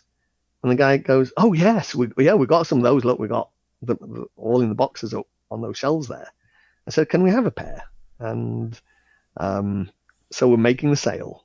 And so I hand over my credit card. And he's looking at it and he goes, and first of all, he looks at the signature on the receipt. And Andrew Jones. "Wait, are you the Andrew Jones?" I said, "Yeah, look at the signatures, they match." And he says, "Why are you buying your own speakers?" Well, it's like this, you see. So John ended up using those for the rest of the show. When we started ELAC, those were still selling. Why would we try and do something like that? And could we anyway? As times, you can hold the price reasonably well of something that you've been manufacturing for a long time. As soon as you change it to a new model, all hell breaks loose and they requote based on new current rates. So we couldn't hope to reproduce that at ELAC or have the immediate sales volume to justify trying to persuade a company to meet those price points. So it was, everybody's saying, "Oh, I love those Pioneer speakers, but when are you going to do something a bit more expensive? Because I want to spend more money." So I thought, okay, if what we would have done as a more expensive speaker, why don't we make that the starting point of what I'm going to do for ELAC? Let's do basically double the price point. And so that's what we launched with, the ELAC debut speakers, 5.25 inch 2-way and a 6.5 inch 2-way, $229 and $279, I think, was the price per pair. And launched those at the Los Angeles show, hi-fi show, and they created a storm as well. And so we continued on that vein, building up the ELAC brand and adding models. But we kept adding models and adding models and adding models, and then we do Mark II version, then a reference version, and all this kind of stuff. It was a great time, but it was always somewhat limited because we got the two design groups, and Germany was responsible for the higher end models. So even though periodically people would say, "Oh, when are you going to do, get back into, a few $1,000 or $5,000 for a bookshelf, that kind of thing," there wasn't really that opportunity at that time to do that. But then this thing with MoFi came up, and too good opportunity to pass. So you are now employed by Mobile Fidelity, Yes. right? And you have when did the new speaker launch? Was it late last year? Late last year, November last year. So I've now been with MoFi a little over 2 years. The first 6 months of that period was both, what am I going to do? Where am I going to do it? When I was with ELAC, because you know where ELAC was and you know where ELAC is now. Yep. And both of them are about 40 miles away from where I live. Right. So it was 6 years of driving 80 miles round trip in 405 traffic. No fun. So I wasn't going to do that again. And so they've given me, and I wasn't, MoFi headquarters is in Chicago. I was going, if I join you, I'm not moving to Chicago. Yeah, we kind of guessed that. So decided, go and find a place. And I found this great space that's got, set up as a lab and storage room, a measuring room, all of limited size.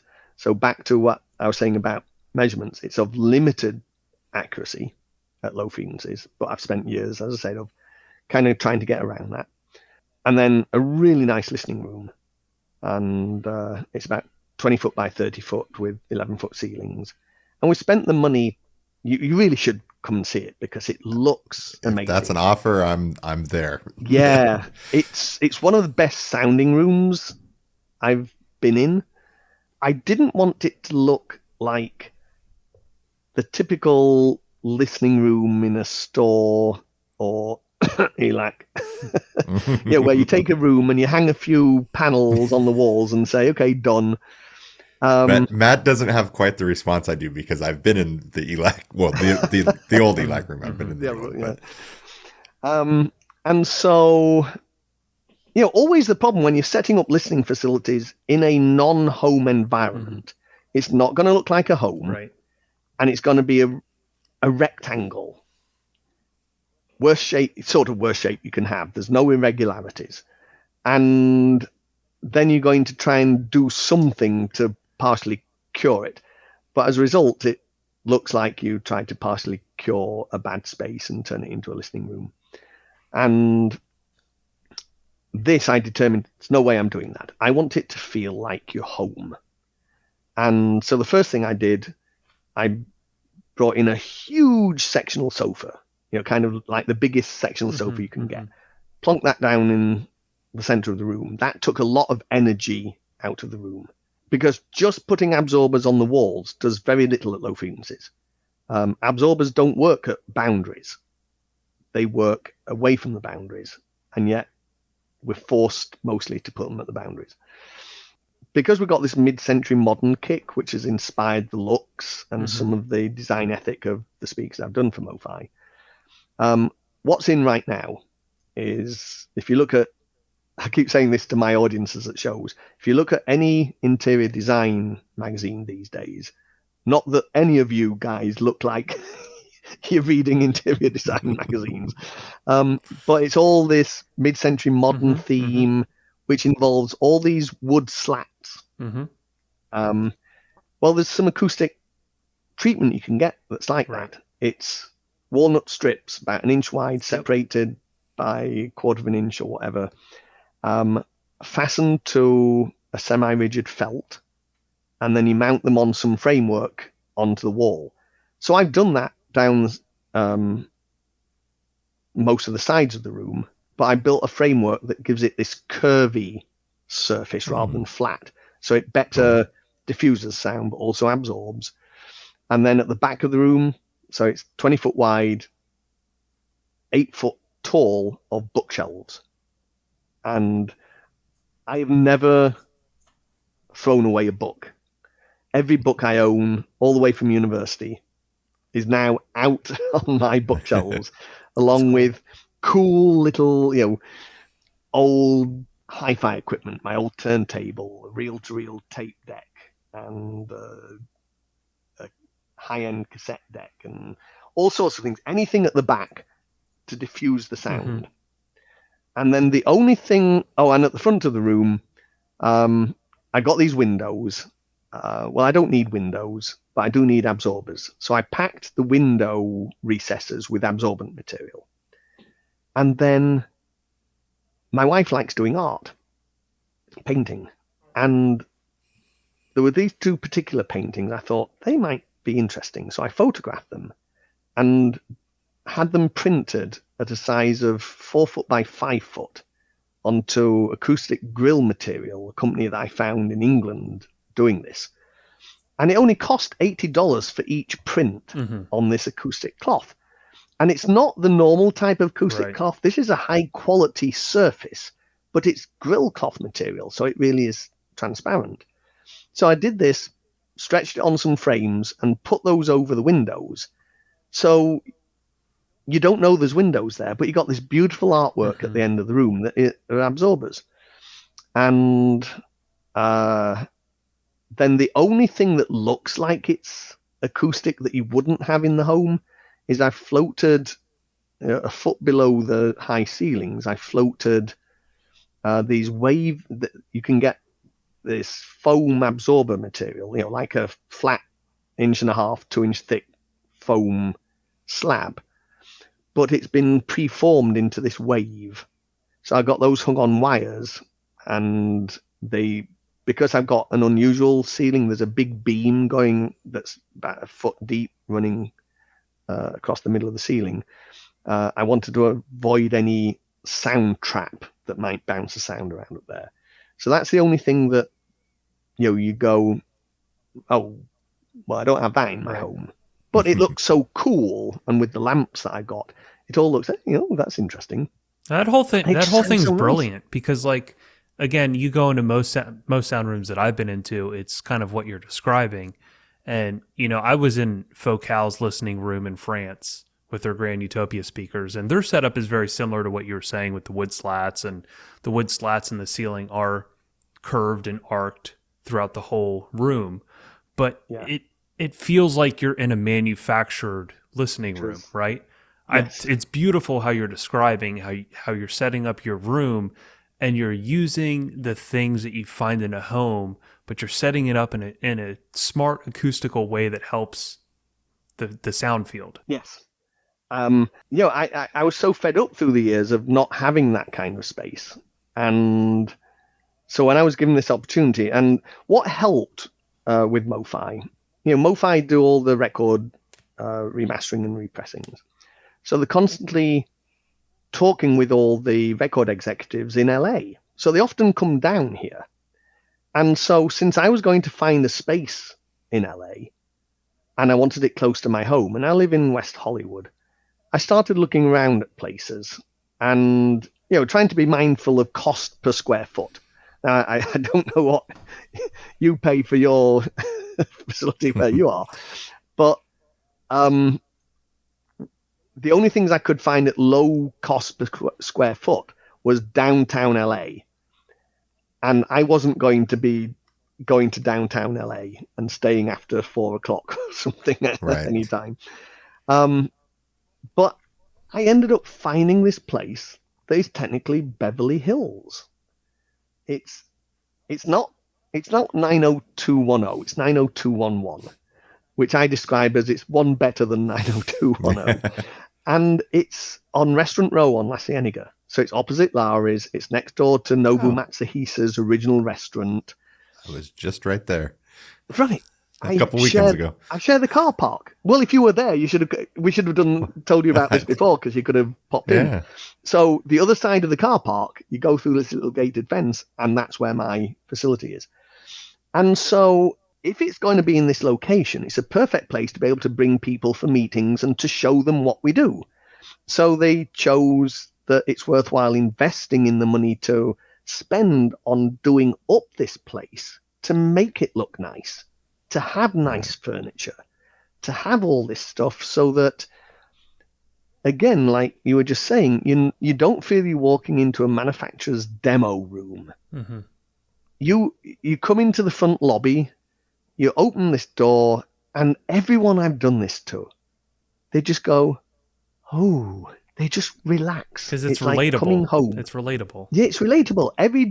Literally every day I walk in and open that door, it's kind of, I'm home. And That's so cool. Yet it sounds so good. So I love demoing speakers to people there. And I'm in an environment where other people in adjacent facilities that I got to know, oh, come and see what I'm doing, because it used to be a yoga studio. Mm-hmm. Come and see how it's changed. And then I play them music at a sound quality level that they've never experienced. Mm-hmm, mm-hmm. Even if they're musicians or enjoy music, they never knew this was possible. Yeah. And one of the women from the spa unit, she sat down and said, I actually collect vinyl. She's not a hi-fi person, but she collects vinyl. And she said, and I don't mean just buying records. I mean, I look for first editions and I do all this kind of stuff. I said, well, have you ever really listened on a high-quality system? No. Okay, here we go. And I played it, and I watched that reaction. And what's interesting about doing it with these kinds of people is you don't get a description in hi-fi terms of what it's doing. Yeah. It's in emotional terms. 100%. It's what they're feeling, what the music's invoked in them, because they never heard the music that way before. And it's sort of life-altering. It's something you kind of understand in your head, but once you start experiencing it 100%. With all these people who were never going to be visiting you at a hi-fi show or walking into a hi-fi store, but to give them that experience, it changes your perception of maybe what you should be doing or listening for. I despise the term. I despise the term audiophile, just because audiophile just really explains the difference between the people who have experienced something of much higher quality and the people that haven't, right? Because the people that haven't would have a whole new respect for audio or using their ears, right? If they experienced a listening room like you provide or a car like Gary and I provide, right? Because it transcends people to completely different places they've never experienced. To have grown men cry in a car. Matt's favorite thing to do to customers. I mean, make them cry. That's exceptional, the head of right? Lexus, the CEO of Lexus Japan did that after I have a good story for you. This is a really cool story. This is probably my best demo story. It wasn't a demo that I gave, but it was a demo that a client gave to his mother. Okay. So I did a really big system in this Cadillac Escalade, and it was probably the most elaborate system I've ever done. Guy gets home, he plays it for his mom, right? He's very excited, and he says, Mom, you got to listen to this car. He puts her in the driver's seat, and she goes, can you play some Elvis for me? And she goes, well, do you have this song by Elvis? I forget what the exact song was, but he played the song on his Astel and Kern, and about 30 seconds into the song, she's completely in tears. Right? Yeah. And this is a woman that couldn't give two shits about audio, right? He's just excited to show his mom what he just got. And she's fully in tears. And at the end of the song, he stops it. And he was like, what's going through your mind? Like, why are you sobbing? And she said, well, when I was 12 years old, I was listening to Elvis record this song at Mom's estate in Maine. And her mom was Betty Davis. And she was there when Elvis had recorded this song in front of her. And when she listened to it, she told my client, she's like, it brought me back to when I was 12 years old, and I could see, I could smell, and I could hear as a 12. It's like I was thrown back in time to that moment because of how real it was. And it's that emotional movement that lady would never respect, get, she couldn't care less going into it, but it made her have this whole new appreciation for what audio can be. Those are the moments I live for. One of the reasons I do every show is I want to be out there watching how people react. Yeah. That's the payoff. Yeah, and there was one instance, this wasn't my demo, but one of my friends who ran the demo told me for another system. It was all streamed, I think Cobuz at the time. So this couple walks in, husband sits in the good spot, and the wife sits off at the back. And so the guys running the demo says to her, why don't you go sit up with your husband and enjoy it? Oh no, this is his thing. It's nothing I don't get involved with it. And he says, well, but do you like music? Oh yeah, I like music. He says, well, what's your all-time favorite piece of music? So she goes, oh, it's this. So he just pulls it on Cobuz. So he said, go and sit with your husband. And she'd never experienced. She started crying. He started crying because he's never had his wife involved with him listening to music, and especially when it was really high quality and full emotional experience. And it kind of changed the game for them. They then listen to more music, and so they're going to go back home and she's going to be involved. And two of the stories, one funny, one emotional. Doing TAD at a show in Stockholm, and my dealer there, he booked 2 big rooms. One was the demo room. The other he'd converted into a recording studio. And he was going to record live piano, cello, and voice. And bring in 2 different recording engineers to simultaneously record this. But there were 7 microphones, these specialist microphones that this guy in Sweden designs and manufactures. So everyone uses the same microphones, but they're going to use whatever microphone technique they want to capture this recording. So one of the guys, all multi-mic, close in, a pair of mics under the piano lid, a cross pair for the voice, and a single mic on the cello. The other guy is just a cross pair out in the room onto 2-track analog tape. The first guy is mixed down in the mixer, put it into digital, run back to the studio. And this is the guy who runs Benny Anderson's studio, from ABBA. He runs back to the studio, mixes it, masters it, brings it back. Now we could play it in the next room subsequently throughout the whole show. And the idea was, not only can you not capture the original sound, you wouldn't even know what the original sound was most of the time because you don't know what's been done, how the recording was made. Now listen, it's one performance simultaneously recorded with 2 completely different techniques. We'll play them back to you. Listen how different they sound, right? They sound like completely different events. Which do you prefer? Neither of them sound like if you were next door when it was happening. And so it was a very interesting experiment. But during that process, during the recording day, we go and have lunch, and Jorgen, my dealer who'd set all of this up, he's one of these that gets goosebumps and hairs raising when he gets emotionally hit by the music. And it'd always been my game, find music to make Jorgen cry. And I'd always find little particular tracks. Can't wait to go back to Sweden. I'm going to make Jorgen cry. And so I was telling them about my game. And I said, there's one recording that I use. It's Ann-Sophie von Otter, who's a Swedish opera singer, singing on an album with Elvis Costello of Costello Songs. Very unusual, but very haunting. And I said, there's one particular track. And I'd saved this for Jorgen because I knew it would make him cry. And I did it at the show a couple of years prior.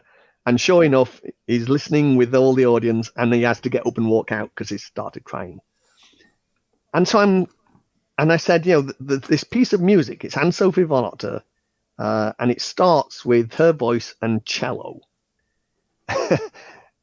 This cellist goes, yeah, I know that piece.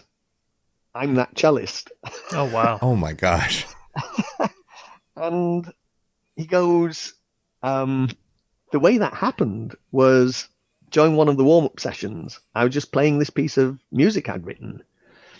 And she came over and said, that's beautiful. What is it?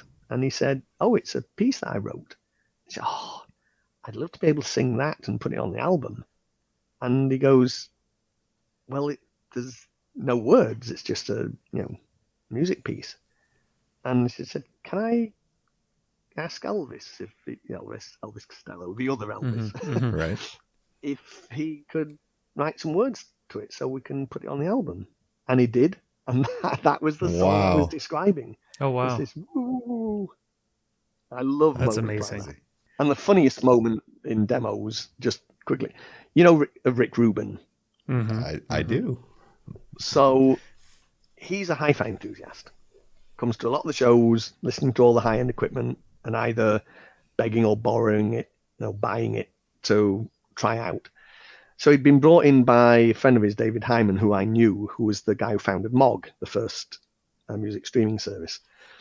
So David listened to the TAD system and he says, I think my friend Rick Rubin needs to hear these. So I'll bring him in. So about half an hour later, in walks Rick Rubin, in typical fashion, with the hair and the beard and the shorts, white t-shirt, and a beard here. Tie-dye and the flip-flops and everything, sits down. And so what do you want me to play? What do I play to Rick Rubin? And David goes, play him that Peter, Paul and Mary track. Okay. So I play him this Peter, Paul, and Rick's just sat there and he's nodding his head up and down in time to the music. And, okay, what next? Play him that Tom Jones track. It's a blues album that Tom Jones did. Plays that. It's bobbing it up and down. And after another track, I said, Rick, I hope you don't mind me saying this, but I watch how people react to the music. I want to see how it's affecting them. And I can't help but notice how when you listen to music, you're constantly bobbing your head up and down. And he smiled. And so I said, but all I can think of, when I was a kid, on the back parcel shelf of the car, we had one of those nodding dogs. You look like the nodding dog. Now, my guys are plotting that I've just said this to Rick Rubin. Yes, we can continue. And he burst out laughing. And we became good friends after that. And, kind of always meeting up and chit-chatting and stuff. And a couple of Christmases ago, I actually found a pop-up advert on Facebook for a nodding dog. I actually bought the nodding dog. Called Rick up at Christmas time. Hey, Rick, are you around? Let's get together. I went over and I gave him the nodding dog. That's hilarious. I got a fantastic photo of him holding that. That's awesome. Beaming. Oh, that's funny. So I'll just end our story mode. I have one story that I think you'll appreciate. It has nothing to do with demos, but I'll make it quick. So my grandfather on my mom's side, they were all from England, and they flew over with the Beatles, okay? So they flew over on the same plane as the Beatles to New York. And my grandfather worked for the NSA. So he was assigned to fly over. Essentially, on the plane, my great aunt sat next to Paul McCartney, and they talked the whole way through. During the plane flight, Paul was talking about a track they were working on. And he goes, we have a lot of it written. We just don't have a name for it yet. And about 6 months later, there was a song that came out called Eleanor Rigby. Mm-hmm. Okay. Well, my great aunt's name is Joan Eleanor Rigby. You're not shitting me on that, man? I thought I told the story to you already. That's why I didn't preface it. I've never heard that before. So my great aunt's name is Joan Eleanor Rigby. Okay. She sat next to Paul McCartney the whole flight. That just beats any story I can ever tell. Yeah. You just I can't believe I've never heard this before. Right. But there's a big debate, right? Because if you look it up, there's nobody truly says where that name came from. Some people say it was a name in a cemetery. Some people say it was a woman in a bar.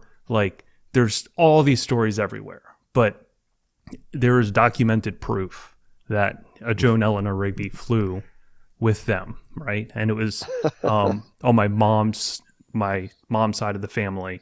The whole family flew over because they came from there. Right. And like I said, my grandfather worked for the NSA and flew everyone over on the plane with the Beatles.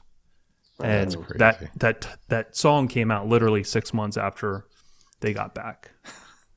Crazy. Really cool. I felt like you'd appreciate that coming from absolutely. Where you're at. That's insane. Yeah. Oh, so tell me why concentric drivers suck.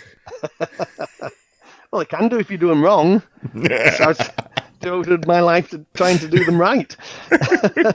So when was your first concentric driver project? That was KEF days, right? It was KEF. When UniQ was being developed.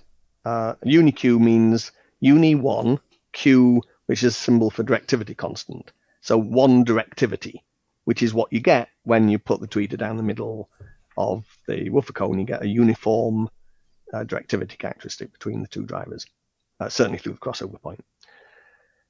So they were working on that. I was in research. But before it got to production, KEF was involved with this European research project called Eureka, funded by Europe. Of course, can't happen now, since we're not. We're part of the Europe landmass. We're no longer part of the EEC.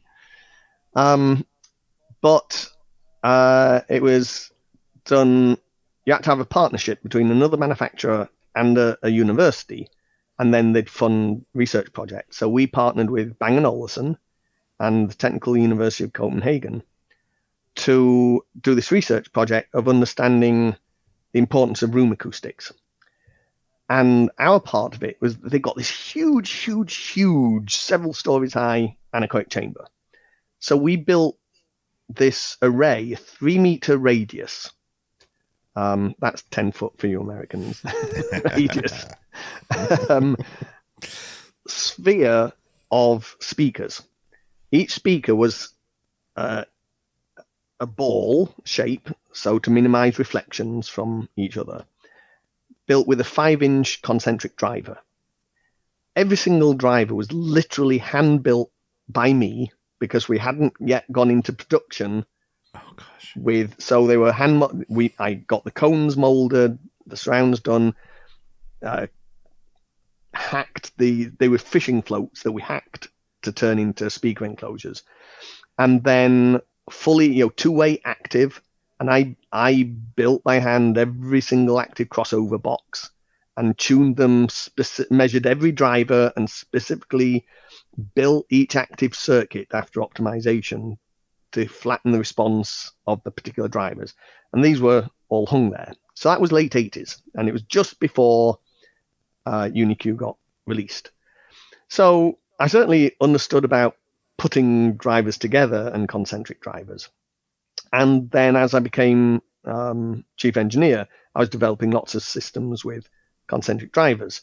And I knew the pitfalls. I knew where we'd gone wrong originally. And I was constantly thereafter developing better and better drivers. And I believe in them. Every time I go back to developing a non-concentric speaker, I remember all the ways why they go wrong and why concentric driver solves that. But I'm also aware of how you can go wrong and introduce new problems when you do a concentric driver. So, my path has been understand as much as I can about the limitations of concentric drivers and overcome them. And so that's what, given the chance with MoFi to, okay, I've got new company, no real, certainly nothing to fit into. I'm not joining a speaker company that's got a history. I'm joining a company that has no history. I'm there to create a history of what the speakers should be. So I'm given free rein, but it's what should it be? And beyond some very broad, like, oh, we like good bass. Okay. Doesn't everybody? That's not really helping me. When this starts, there's no shape requirements. There's literally nothing. There's nothing on paper. We like good bass. We like good bass. And then, back to this mid-century modern thing. What's popular right now is, going back to the old JBL L100s being reissued and KLH5s and all this kind of stuff. Big boxes. Can you just move your mic back away a little bit? Sorry. Yeah. There you go. Big boxes. So big boxes means you can have big bass drivers. Okay. That solves the issue of bass. But I like concentric drivers. But now I've always done three-way concentric drivers. Everything at ELAC, everything at Pioneer and TAD, always at least three ways. Because you don't want the cone moving too much since it's surrounding the tweeter. And it's nothing to do with Doppler distortion. That's nonsense. We don't really hear Doppler distortion. But we hear amplitude modulation because as the cone moves into different positions, it changes the frequency response of the tweeter. Because the tweeter in the rest position, you've got a nice smooth transition from the tweeter up the cone to the cabinet. If the cone moves forward, the tweeter's now in a little tunnel. If the cone moves backwards, it's proud. So it alters the shape of the tweeter. So you want to minimize that. Well, if you do a three-way, there's no bass. So there's no movement, and that solves that issue. But it adds a lot of cost. It's now much more complicated crossover, especially if it's passive. And it's a big bass driver. So, we're adding to the cost. When you, real quick, sorry to interrupt. Mm-hmm. When you're doing those scenarios, like I'm familiar with like the ELAC version with the two-way with the bass driver, what kind of crossover points are you putting on those? And what kind of, we were talking about slopes earlier. In those, because it's a 4 or 5 inch driver, I would cross over between mid-range and tweeter at about 2.2K, but crossing over to the woofer would be around 2 to 300 hertz, maybe as low as 150. But once you do that, since excursion requirement for any given sound pressure level is proportional or inversely proportional to the square of frequency. If you move up 1 octave, you need a quarter of the movement. Right. Go 2 octaves, you need a 16th. So you very quickly don't need movement to reproduce a given sound level. But that was all going to add costs, and was it within where we thought we wanted to go originally with our cost estimates of where we wanted to be in the marketplace? But once we settled on, big cabinet, 10-inch bass driver, I was just thinking, since bass is area times displacement, if you've got more area, you don't need the displacement. Can I get the displacement low enough for most of the time to mean that I could do a two-way concentric? And now what can I achieve when I've got the directivity control that a 10-inch driver would give me to get directivity control down to lower frequencies, bigger voice coil to be able to put in a bigger tweeter or bigger tweeter magnet to get better performance. So it just got me thinking about all these possibilities. And if I don't need quite as much movement, I can have a different shape of surround, so that's not going to screw up the sound at the periphery of the driver from the tweeter kind of reflecting off the surround. But so it got my juices flowing. Yeah, this could be cool to do. It's different. It's something I always told everyone, including Chris, I will never do a two-way concentric. Then one day I had to tell him after I'd left, Chris, I did a two-way concentric. And so started to do the development work. The problem is nothing exists for building this. Before I can test it, I've got to build parts. I've got to tool parts. It's one thing to kind of machine some of the magnet parts, but I can't machine a cone. I can't machine a surround. I've got to tool a cone and a surround and a spider and the neomagnets that I need and all of this. So it was all spend money before I even could prove that this was going to work. That's a lot of R&D dollars just to try. And faith. Yes. My faith in me that I can do it and their faith in me that I can do it. The only thing I'd got to go on, I said, so I'll aim for a crossover point between woofer and tweeter of about 1.5K, 1.5, 1.6K. I think I can engineer a tweeter go down low enough when it's in such a big waveguide, basically. And the question is, I really need a 10-inch driver that goes smoothly up to 3K. Do they exist? Well, not in the hi-fi field. Almost nobody uses 10-inch base mid-range drivers. Right. Pro audio, but not hi-fi. Right. So I thought, okay, let me look through all the pro audio companies, look at all their published specs, and see if there is such a thing as a 10-inch bass driver going smoothly up to 3K. I only need one example to prove it can be done. Doesn't mean I know how to do it just because someone else is doing it. And it doesn't mean I can necessarily use that cone, because unless it's an OEM supplier, I don't have access to that cone. I found one. It was in an Italian pro audio company. And I bought it. And I measured it. And yes, it did measure smoothly. So now I've got the basis to believe it's worth going for it. So then I started developing what cone profile I would need, what surround shape, spent the money for tooling it, playing around with some of the pulp in the cone to get it right. And when I got the first working sample with the tweet, I got the bass driver first and checked that, oh, this is working.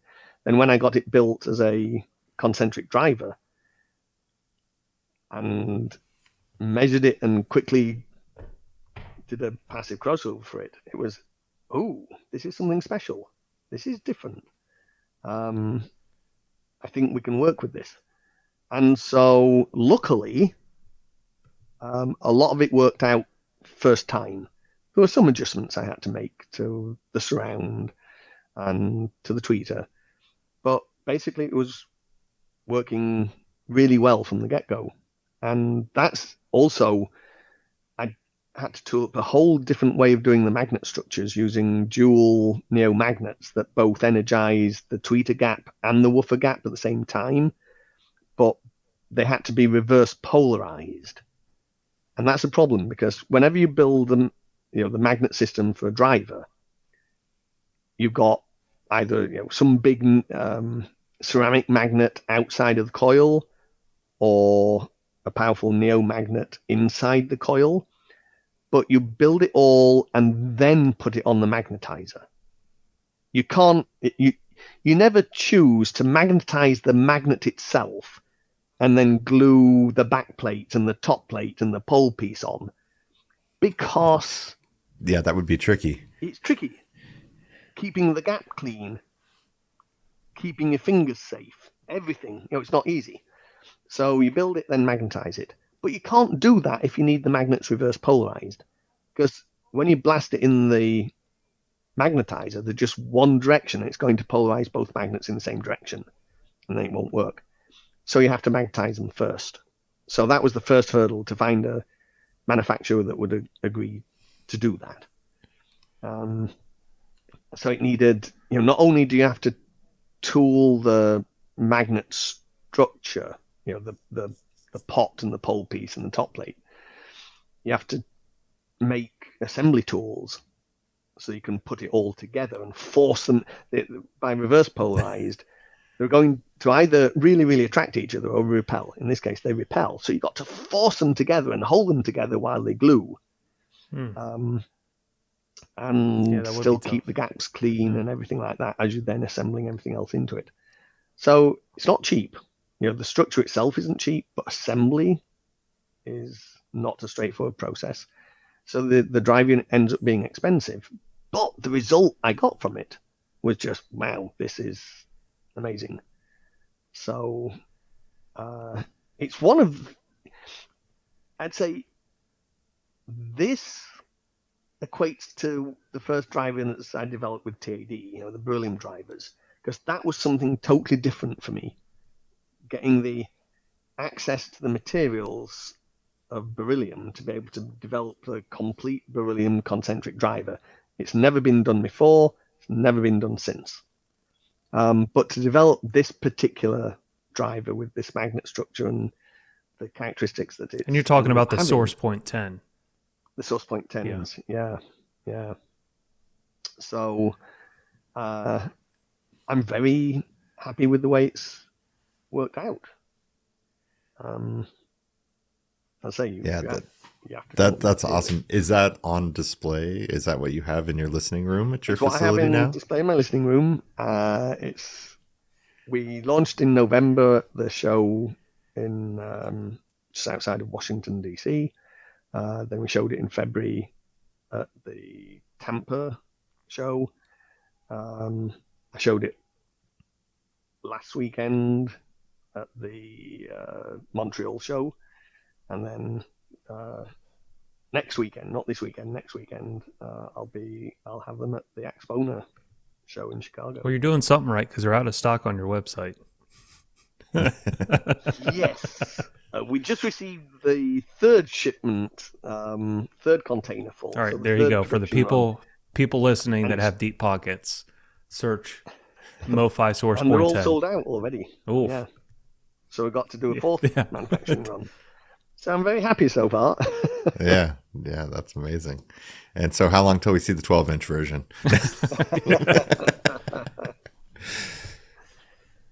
It has a 3-inch horn tweeter in the middle, and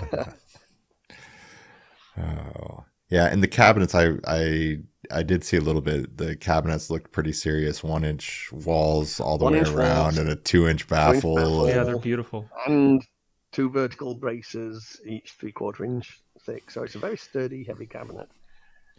So I have I guess I'm back to my audio questions to pick your brain, and this is a good representation.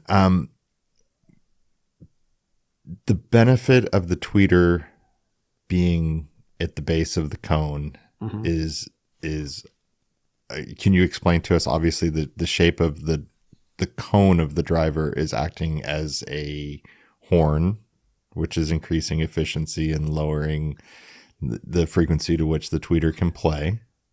Right. So if we go back to basics, and let's say, suppose we had the perfect drive unit that could cover the whole frequency range, what would it be? Well, it wouldn't, because it's not possible.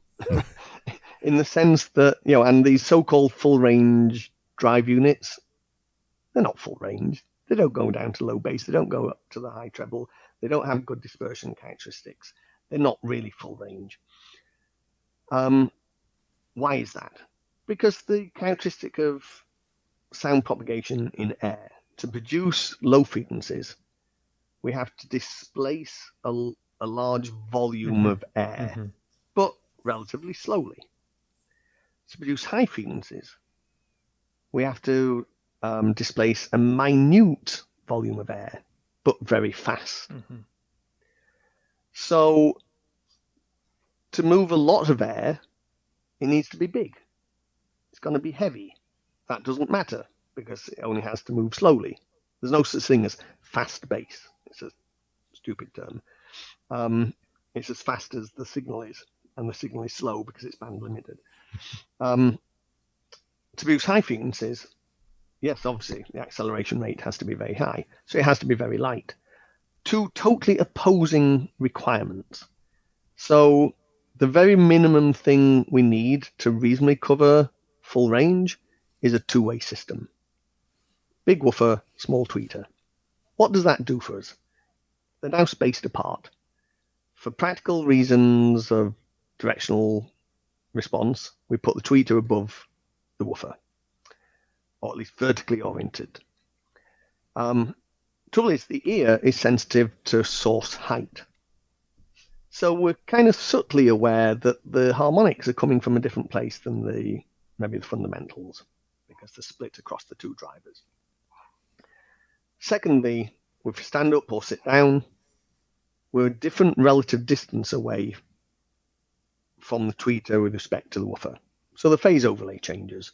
That phase overlay change causes partial cancellation of the sound through the crossover point, so you get dips and peaks as you stand up or sit down. Thirdly, directional characteristics are very different. Sound sources are always omnidirectional at low frequencies and become more and more directional as you go to higher frequencies. And that transition point between omni and directional is governed by the size of the driver. So, a 10-inch driver would start its directivity narrowing at a few hundred hertz. A 5-inch maybe at 800, 900, 1,000 hertz, but a tweeter not until 5 or 6K. So if you design them to have a flat response on axis, they cannot have a flat response off axis for all these reasons. So now you're playing with the balance between on axis and off axis. Now, one way to partially help is put the tweeter in a waveguide. The waveguide restricts its directivity at the lower frequencies, so it more closely matches what the woofer is doing towards its higher frequencies. So through that transition range, they've got matched directivities. So you get an off-axis response that now just gently falls down, but there's no oddities of sucking all the mid-range out when you move off-axis. But you've still got the problems of phase difference when you move in the vertical direction. So you've got these three problems that exist. How do you solve them? Stick the tweeter down the middle of the bass driver, right? Now you're always on the same axis, and you don't put it on a stalk like in-ceiling speakers or crappy car speakers. If you put it at the apex of the cone now acts as a waveguide. So they now have matched directivities automatically through the crossover point. There's no phase differences, so the directivity is matched and the phase response is matched in every direction. An additional benefit of the waveguide is it loads the tweeter at the lower frequencies and increases its efficiency. So I call it a waveguide, not a horn, just because, first of all, there's connotations of horn sound, which probably designed horn doesn't have, but the old ones did. And also, when we think of horns, we think of compression drivers.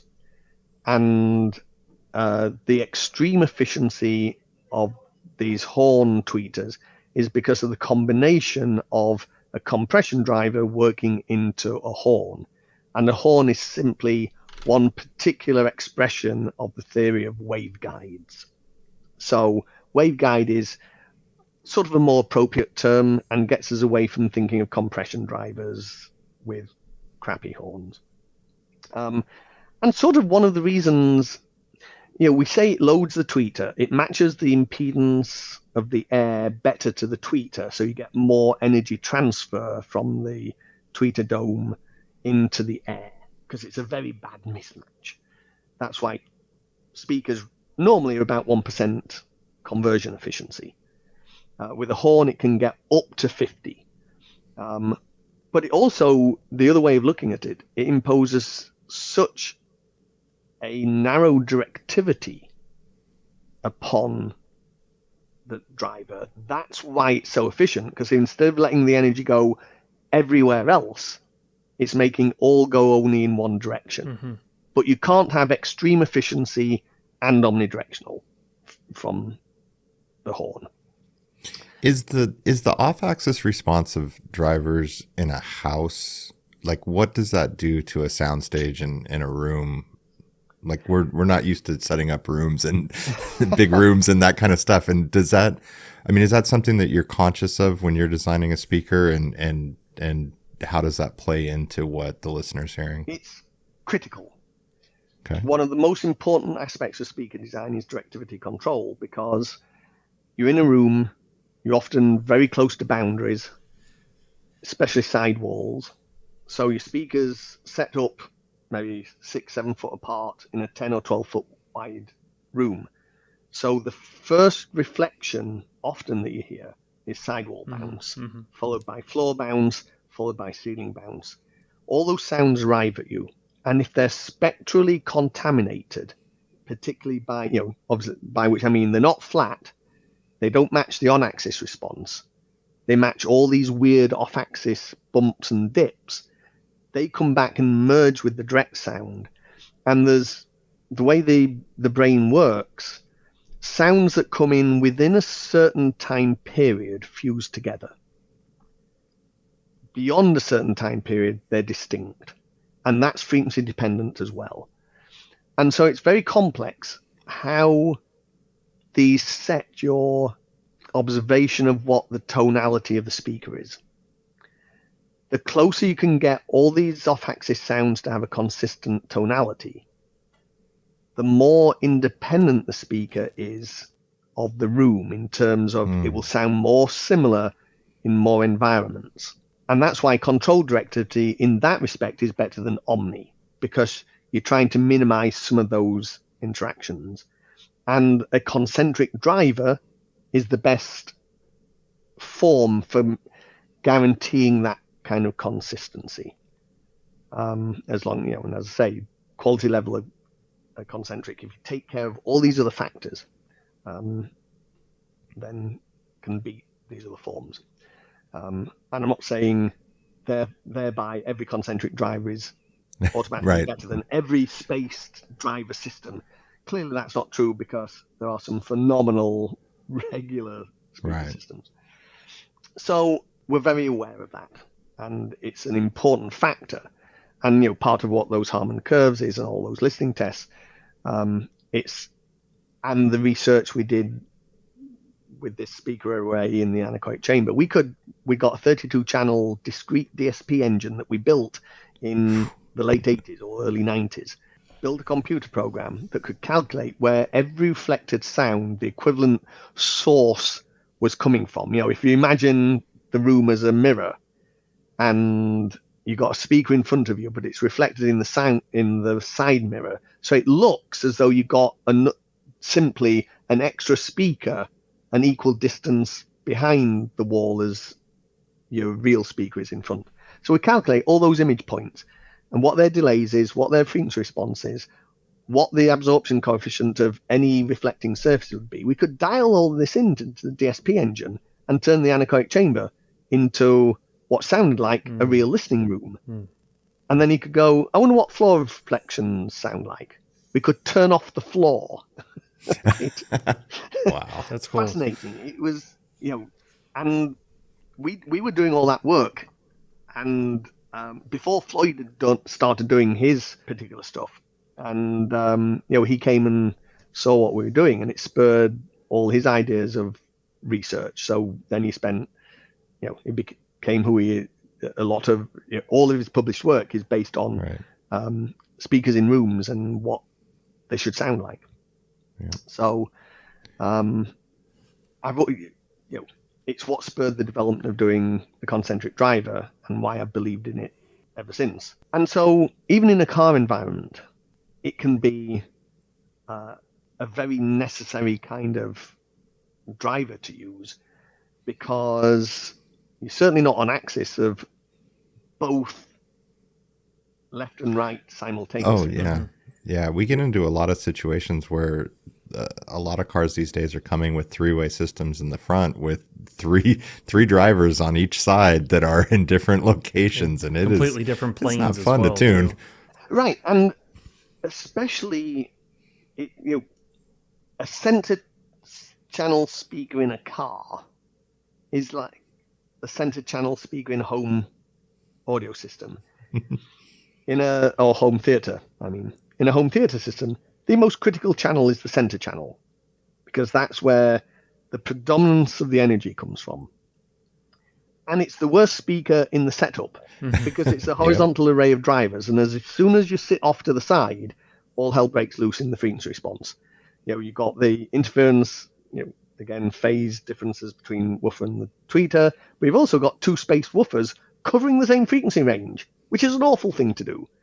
They're spaced widely apart. So at a kilohertz, you start getting dips in that response as well. So it's a horrible thing to do. I've got a Volvo with a B&W sound system in, and the center channel, I got this nice tweeter pod sitting above an upward firing mid-range unit. I mean, yuck. Right? You do your best.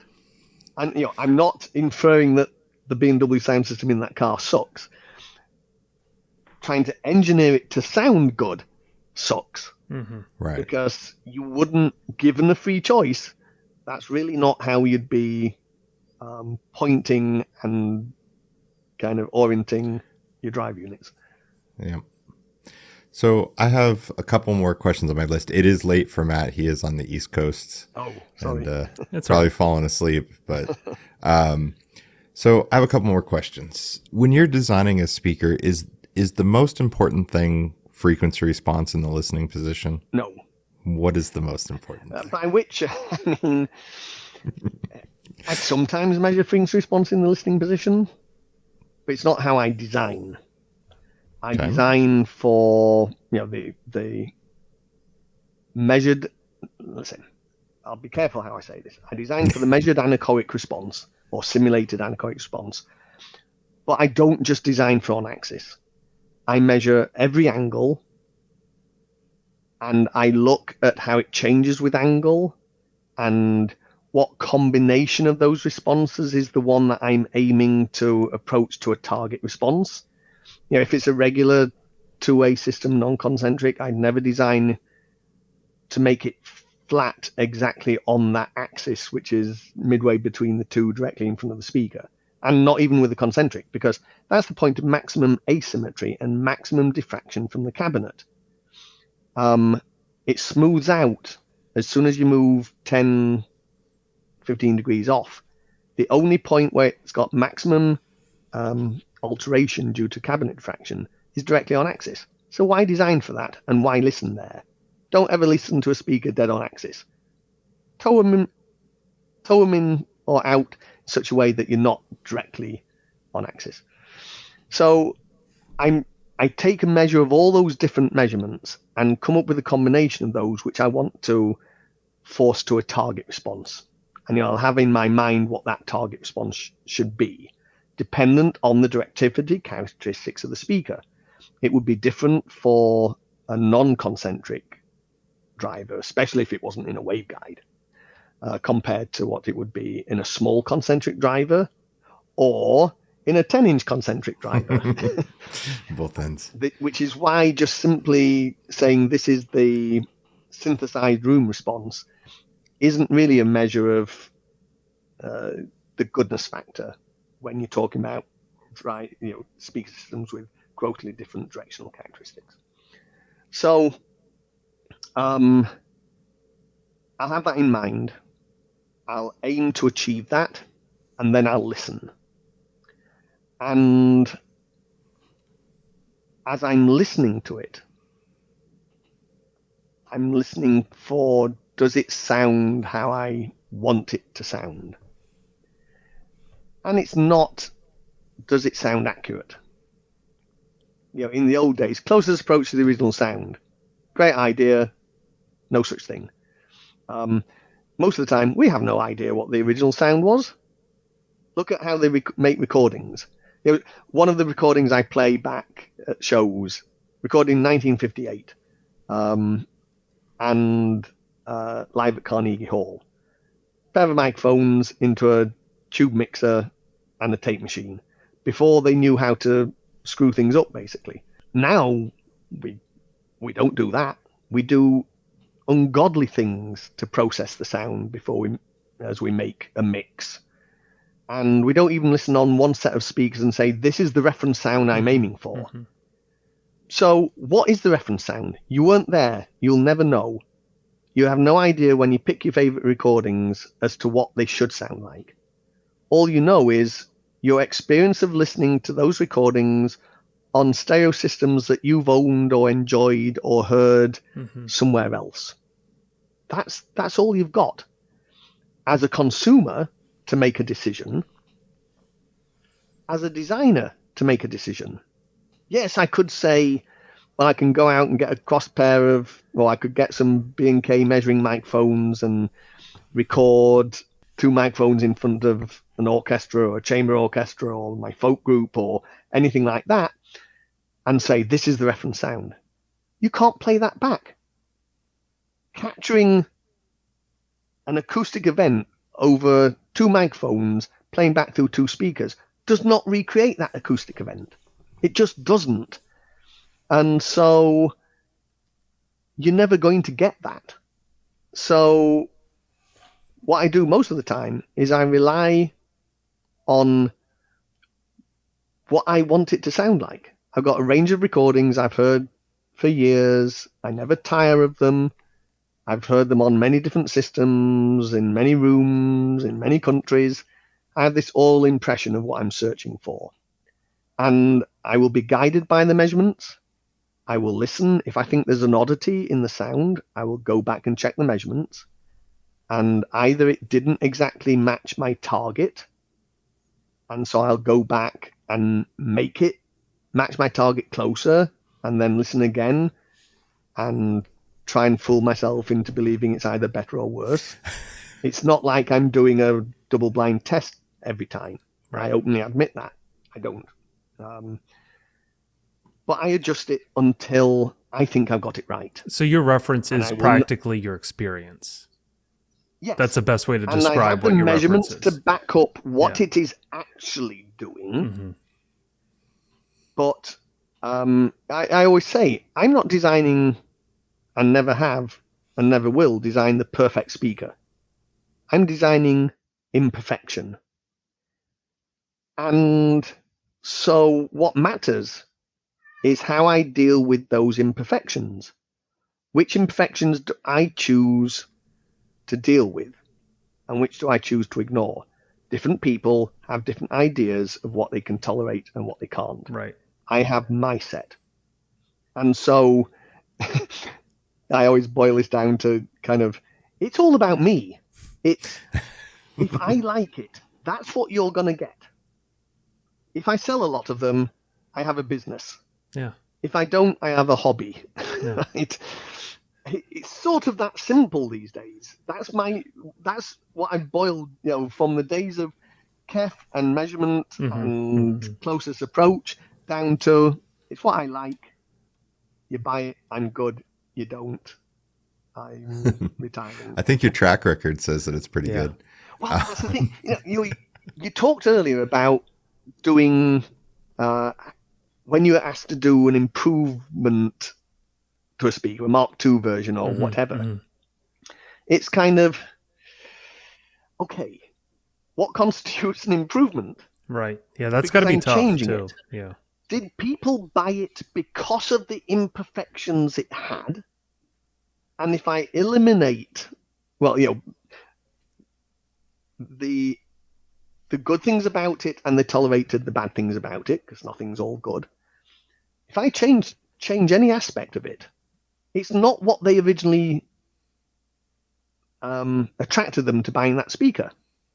Now, if I think, to me, it sounds better to me than that one because I've had time to do better, I was limited time-wise or money-wise, and so, it's good for what it is, but it's not as good as it could be. Right. So now I make it a bit better. As long as what I think is better is matched by all those other people, then it's an improvement. If it's not, it's not. And, I see some of the discussions on the forums of people preferring the older version than the new one. Okay. And maybe what happens is as I develop something different, I'm not selling it as an improved version to the people who had the older version. I'm just finding a new market for it. The people who bought my ELAC stuff, maybe they don't want the MoFi stuff. But there's plenty of people, categorically, who have bought the new one. There'll be it's like a Venn diagram. There's old and new, and there's a crossover point where there's a market for both people liking that new one, but there's also exclusion zones where they wouldn't buy this one. And that's okay. I don't pretend to make something that everybody likes. Obviously, you go to a lot of hi-fi shows. You've been to many over the years. And when there's something that sets a speaker apart, right? We always hear that, like, if we can hear it, we can measure it, right? But we've all heard something where we've heard a recording and we hear something new in that recording we hadn't heard before, where it wasn't masked by this system we're listening to. What are those things that mask stuff in recordings and hide stuff? That is that in the speaker usually, or is that in electronics, or where do you find most of the damage is done to the recording? I've definitely had those experiences. And you hear something that you never heard before. Very often, if you go back to your own system, maybe you've gone into a demo room, heard it on this particular setup, and you go, I never heard that before. Wow, that's amazing. You go back home, now you hear it. Why? It was always there, but you didn't hear it. There was something about that new system that brought it to your attention. So it's something real, but why was it never brought to your attention before? Because there was something in that system that allowed it to present itself, and now when you go looking for it, you hear it. Or it might actually be true you can't actually hear it in your old system. And I like to think of it as masking to some degree. There's all sorts of things that could be both linear and non-linear issues that could mask fine detail. It could be a boosted top-end response that reveals more the transient nature of some particular sound that was lost before, so it now stands out more in the mix and you hear it. It could be distortion products that just fuzz up some of the low-level information. It could be the room. And what I like to think of describing this is, imagine, even from a frequency response, imagine a perfect speaker, perfectly flat response. Now imagine a practical speaker. It has a wiggle in the response. If you took that measurement of the wiggled response and subtracted the perfect version of that, what you'd get is a perfect response plus the wiggle. Not the wiggle response, just the wiggle. It would be an addition of energy at some low level and it would look much more wiggly than when added. I'm not describing this very well. I get it though. Mm-hmm. It's some of it's above the line. Some of it's above the line, some of it's below. What you hear is 1 plus or minus an error. If you subtract 1, you get the error curve. That's like room reverberation. You send out the sound into the room, and all the time you're hearing a delayed low-level version of it. And the more live the room, the more energy there is in the room response that is masking the direct response, because it still exists from the past when a new sound is presented to you. And we know masking is a real effect. Present 2 tones, individually you hear both. Present them simultaneously, one will mask the other. And you won't know the other one existed. That's how MP3 works. Throw away all the stuff that supposedly the ear can't hear when they're working together, and you save a lot of data. So I think in terms of everything that's wrong with a speaker is this low-level noise that masks detail. And so that's what I'm looking for in my quest of what constitutes that noise beyond just frequency response. And that's why I've taken great care. One of the frontiers we're all working on right now as drive unit developers is improved motor structures that don't have all this intermodulation distortion. You put current through the voice coil and it modulates the flux from the magnet, and now the fixed flux is no longer fixed. So you get these distortion components, and they're much more widespread than what would be suggested by a simple harmonic distortion analysis. And so we're coming up with magnet structures that get around that. And that's what a lot of the work that went into this 10-inch concentric. And I can't prove this. When I hear it and it projects the sound so well and sounds so clear, I say to myself, yeah, that's because I fixed some of the intermodulation. Yes, I have fixed some of the intermodulation. I can't prove to you that was the sole reason why, but I like to think to myself, yeah, I did a good job here. That's why I did a good job. I'll find out next time I develop a driver whether I was on the right track. And to segue on Gary's last question, do you believe that a speaker's ability to provide a good frequency response above 20 kilohertz, do you think that adds to, let's just say, the feeling on our skin to give a subliminal perception of the realism of audio? What's your thought on that? That's very difficult. The way I've dodged the question always is that as you're struggling to develop a tweeter that's much more wideband, then it's better all the way up to 20K than it ever was before. Mm-hmm. If it was already rolling off by 20K, correct, yeah, and more directional by 20K, then if it's now wider directivity up at high frequencies and extended up to 40K, then it is doing so much better by 20K. Yeah. So is that the aspect of your hearing? Coming from a science background, I was always a researcher, and first rule of scientific experimentation is a single valued experiment. Very difficult. You've got to set up an experiment to change one parameter at the time and evaluate the influence of that one parameter change on the result. And critical is understanding of scientific experimental procedures that can prove to you that you did only change one variable.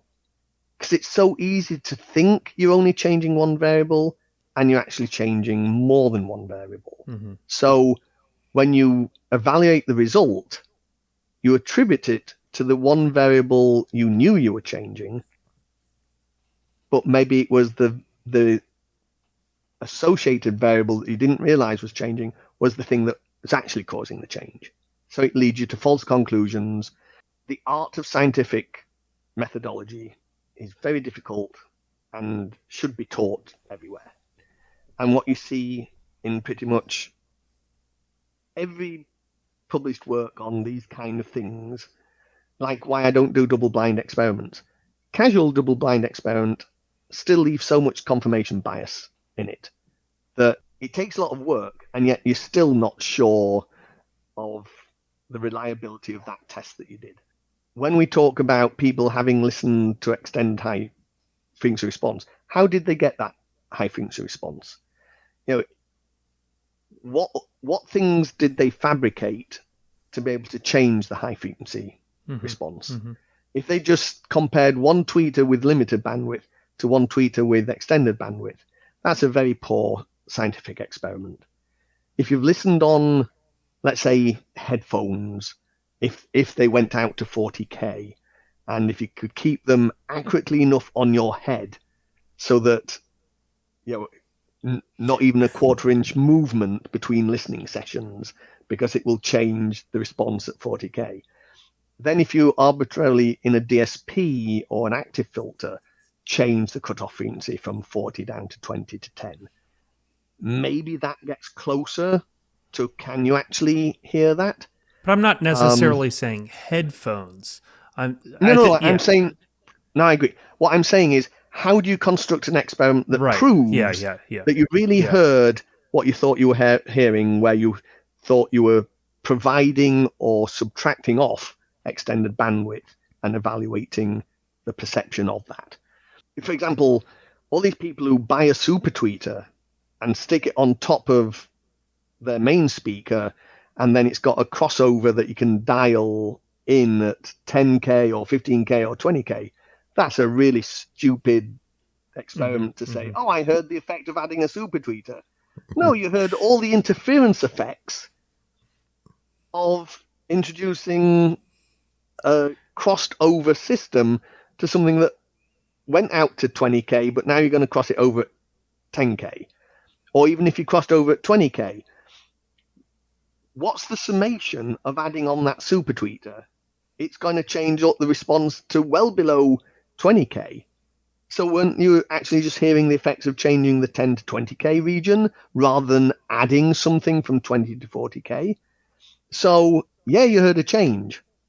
What you heard is not necessarily attributable to what you thought the experiment was that you did. And so I'm always very, very careful about my acceptance of these casual experiments to prove audibility of one thing or another. But not necessarily hearing over 20K. I'm saying like feeling the vibrations over 20K that adds the sense of realism, much like if you were listening to music live in a small venue, right? So let me change my wording. Okay. Experience. Rather than, expanding it to just listening. You experience something. Right. As a result of this experimental procedure.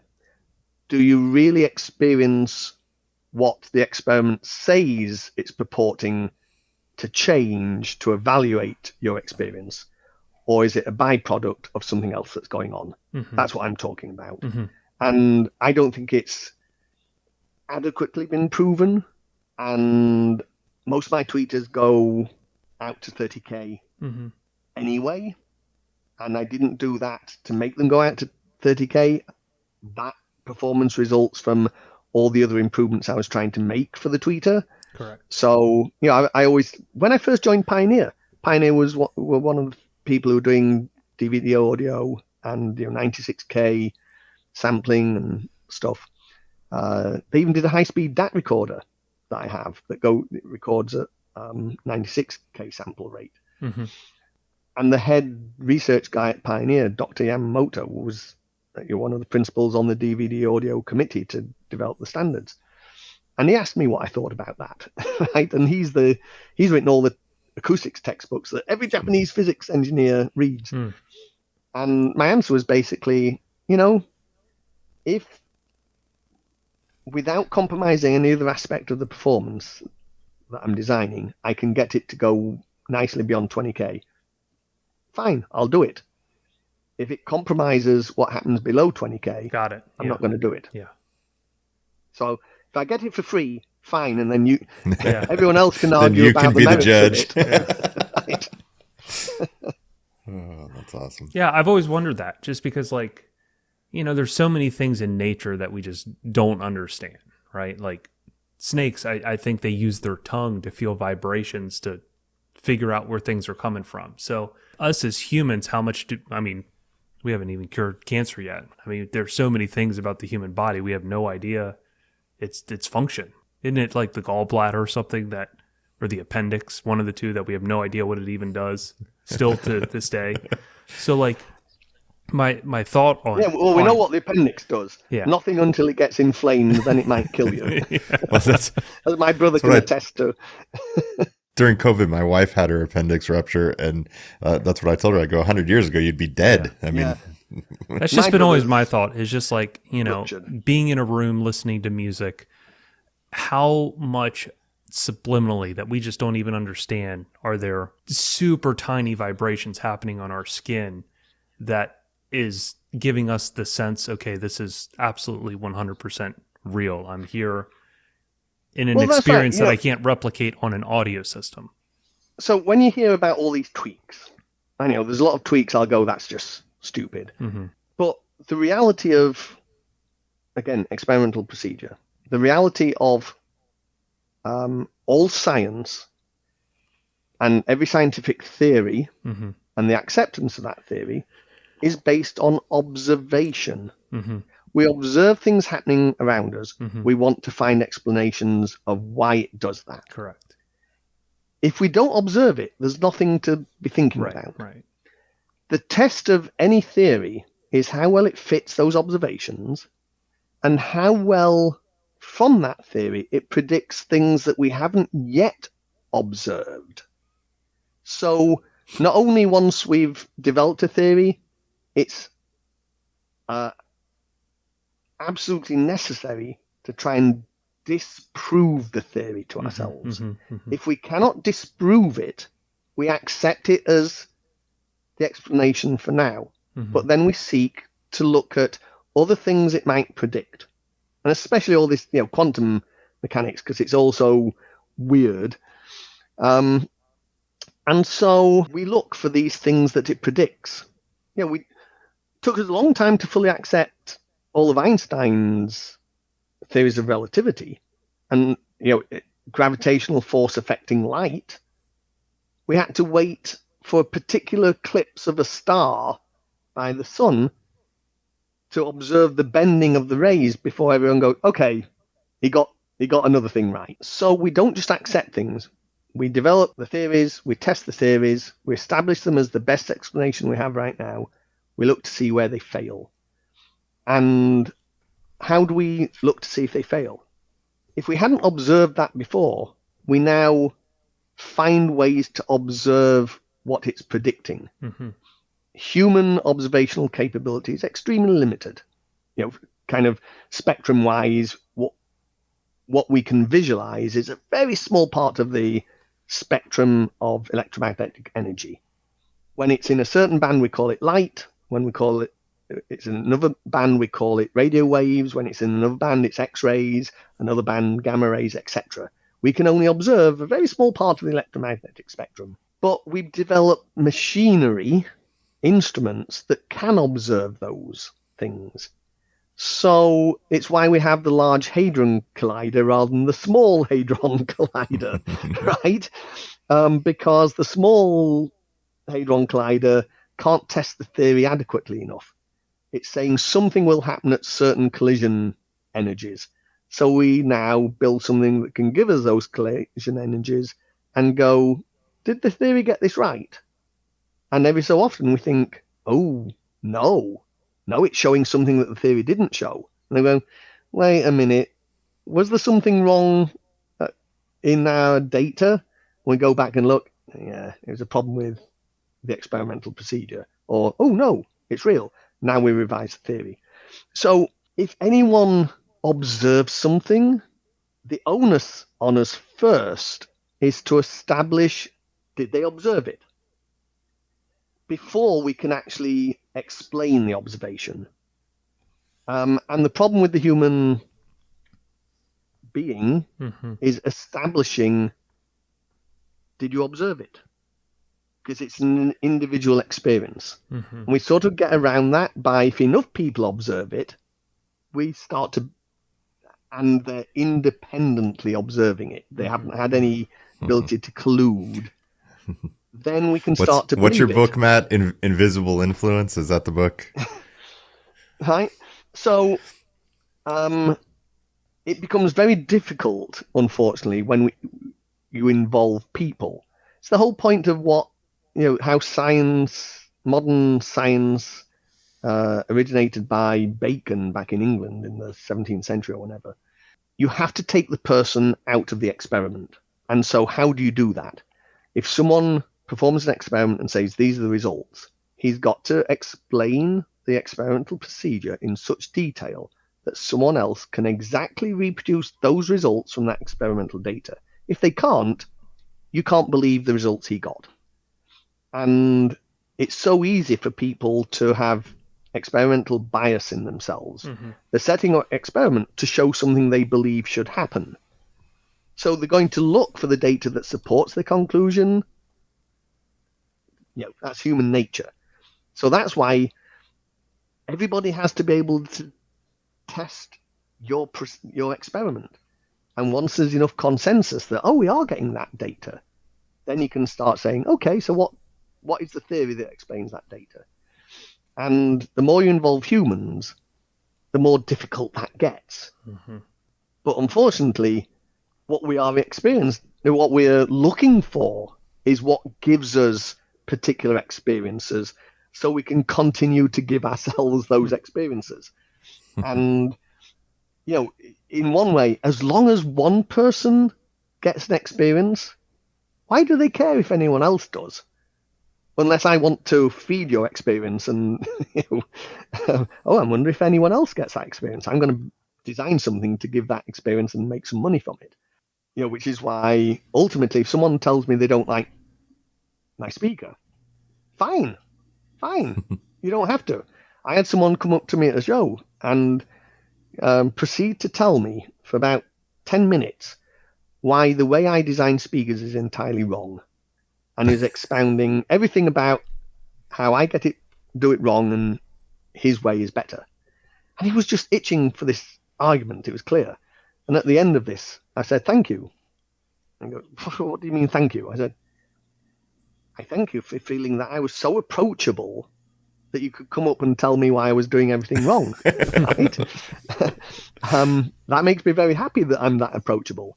Doesn't mean I'm going to change my mind, or that you change my mind. We all have different ways of doing it. I've been successful doing it my way. I don't see from what you've said that I'm going to change, but you go ahead and do it your way. Right? That's why there's BMW and Mercedes, and there's Chevy, and there's Ford. Absolutely. Yeah. So when you set up your listening room, the one that you described, what's the first couple tracks you're playing? Is there any go-tos that you have, or top 5, top 3? So one of them is a Boz Scaggs recording that I've got. It's from an album, But Beautiful. And it's only available on the Japanese import of that album. It's a bonus track. And it's My Funny Valentine. And it's just wonderful. And it's simple recording, voice and piano. That's a go-to one. And there's even a Diana Krall. Diana Krall is banned at hi-fi shows these days. Everyone got fed up of everyone playing Diana Krall. But it tells me certain things. And same with the Patricia Barber track that I use. I've got a mixture of male and female vocal that I want to hear how present that voice is, how, what degree of richness it's got, palpability, all the words that describe something I couldn't tell you what the measurement means. What's the measure of palpability? But 3. So there are some go-to tracks. What's a Diana Krall I'll track start with. that you're referring? What's the one I normally use? I should look it up, and you can post it along when you. Yeah, we post have a little playlist going that we I'll we get everybody to add into. I'll You can go send through them my to list me. and give you a few examples. Yeah. And then Okay. Yeah. Dude, I have one question. As you spent a ton of time, that your entire life dedicated to making speakers, do you feel that some people spend too much time trying to figure out what's wrong with the stereo system instead of sitting back and enjoying it? Oh, absolutely. Yes. 100%. And it's maybe because they were listening for the wrong things to begin with, or they were influenced by the wrong things when they went to listen, and they were struck by the immediacy of something or other, and it stood out in that demo, but they didn't spend enough time, and they hadn't done it in their own environment. It goes back to that emotional thing. You can listen with your head or you can listen with your heart kind of idea. You want something to draw you in, not pull you out. You don't want to be listening by examining the sound of the music. You want to be listening for the emotional connection to the music. And there's obviously some interconnectivity between those two extremes. But yes, there's an awful lot of dissatisfied people. And it is interesting looking at the forums where some people say, I've owned these speakers for 30 years. I'm still happy. Oh, fantastic. I'm really glad you're happy.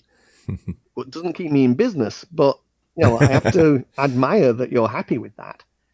You could sort of put me in that category because I've got to continually develop new things. Right. But I'm always seeking to be happy. I'm not releasing something unless I feel that I enjoy that sound and what it invokes in me within the limits of what that product was going to be capable of doing. It doesn't mean that sometime later I can't readdress it and go, I ran out of time. I always knew there was one issue, but I accepted it. But I think I can fix that now and make it right. Or it's become cost effective because of new methods. And I mean, I assume that with modern, machining and additive manufacturing, when you want to test a waveguide on a tweeter now, it's a little easier to print one and go and do some listening tests. To a lab in Hollywood, and then a couple of days later, I drive over there and pick up the waveguide. I did all of that for the development of this driver. And I was just talking about this recently, this balance in hi-fi equipment between the cost of manufacturing the sound quality and the cost of manufacturing the visual and feel quality, and contrasting it to cars. In the old days, a car engine was some block of metal with some pistons in it and some spark plugs sticking out with wires laying across it. Now everything is wiring looms and spaced wires and covers over everything with logos on and painted, and it's a joy to look at. Pain to service, but a joy to look at. Right.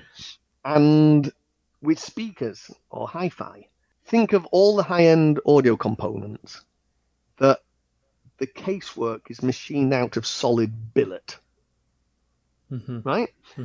You'd have never dreamed of even trying that in the old days, because you'd be going to some machine shop with this old guy that's been there 50 years, cigarette hanging out his mouth, we could just winding make it the out of a wheels couple pieces. on the CNC machine, and it takes a week to machine it, and he'd be berating you for you're wasting all of the material. You're taking this whole billet and you've thrown it all away. Now you stick it in a 5-axis or more CNC machine, press a button, and come back a few hours later, and there it is. So it's cost effective because there's the machine capability to do it. Now we can all argue about whether that's good or bad, because where do our jobs go, kind of thing. But nonetheless, those things become, technology advances to a stage where it's now affordable to do what was not affordable in the past. Some of these ideas that I'm incorporating now, it's not that I wouldn't have wanted to do them a long time ago. I mean, UniQ at KEF only became a reality because neodymium magnets had been developed. And there were no neodymium magnets available that specifically for what we needed for a tweeter. 1-inch disc, 5 millimeters thick or 3 millimeters thick. We had to have that tooled. You couldn't machine them in those days. And there was only one company that was tooling them, a company in Germany. So we had to buy all our Neo slugs from this company, from a tool we'd had them made. It costs tens of thousands of dollars to tool in those days that Neo slug, and a lot of money to buy them. Now, Neo is so cheap, relatively. And even when developing this new drive unit, in the past when I've used Neo with the factory that I was using, I'd ask them for a list of all their standard Neo sizes. So whenever I design a motor structure, I look up and down this chart and go, well, that has the ID I want, but it doesn't have the OD, but it has a thickness. And which one has the combination of thickness, ID, and OD for me to develop this magnet structure? So when I started with this new factory that I'm using, I said, can you send me a list of all your standard Neo sizes? Because presumably that's how you get cheap Neo, because it's standard, you just buy it off the shelf. And they said, we don't have one. I think, oh, great, now what do I do? Every time I want something, I've got to try and develop and say, have you got anything close to this? And then I got to redevelop around what they've done. And they said, no, we just, whatever size you want, we make it. And, what do you mean you make it? Well, we just either turn it from rod or we cut it out of blank sheet. I'm going, really? You mean I can have anything I want? Yes. Oh my God, you just changed my world. Right? And that set me on the quest of what I can actually achieve with these magnet structures. That's like the old school, first day of engineering class. They tell you to use anytime you need a bearing, to use what I forget what the model number is, but it's the bearing that's in every roller skate and skateboard wheel. And they're like, if you can design around that bearing, it'll be affordable because it's the most produced bearing in the world. And then finally, what's the best concert you've ever attended? And by best concert, I mean whatever moved you the most, or... Oh, that's easy. The Carpenters live at the London Palladium, 1976. Oh, wow. At school, while everyone else was into Cream and Genesis and Yes, my brother and I were into Carpenters. And I bought every album they produced, and I get to university, and Capitol Records, it's kind of the London radio station. Every year they hold this something called Save the London Child. Come and donate toys and you get access to something. This particular year, we have tickets for the Carpenters live at the Palladium in exchange for a toy. That's all you have to do. So we queued up overnight, sleeping on the pavement, very cold, and got the next morning. We were second in line. We were originally first, but we thought, we're so early, we'll just go and have some dinner because we're going to be sleeping out there all night. We got back, we're now second in line. Guess what happened first thing in the morning? They came out. First in line gets to meet the Carpenters. We think, crap! That should have been me! But nonetheless, I got to see the Carpenters live. That's cool. And what was so funny, never understood it at the time. I forget which album it is, but there's that red car in front of a house, and I never realised that was the house they grew up in Downey. And now where am I? was working down in the area close to Downey. I could have at any point go and gawked at their house. Oh wow! So that and the other one, Tubular Bells, Mike Oldfield. And what was particularly memorable, it was at the Wembley Conference Centre. So it was a proper concert hall. The PA system, what PA system in the 70s are you going to use to reproduce, loud enough for the audience, Tubular Bells? Lots of quad ESL 57 electrostatic loudspeakers, a huge line array either side of the stage, supplemented by subwoofers. That was astonishing. That's cool. That sounds pretty cool. And what was the best sounding venue that you've ever been to, where you're just amazed by the acoustics? From a concert point of view, one of them is Disney Hall, hearing a jazz concert at Disney Hall. But I tend not to go to huge venues because they're generally not that good. Right. Yeah, it's tough. If I'm worried about the sound of the sound, I don't want it to be through a PA system. And how many venues can you go to where there is nothing from a PA system? Basically, you're limited to, larger scale classical music.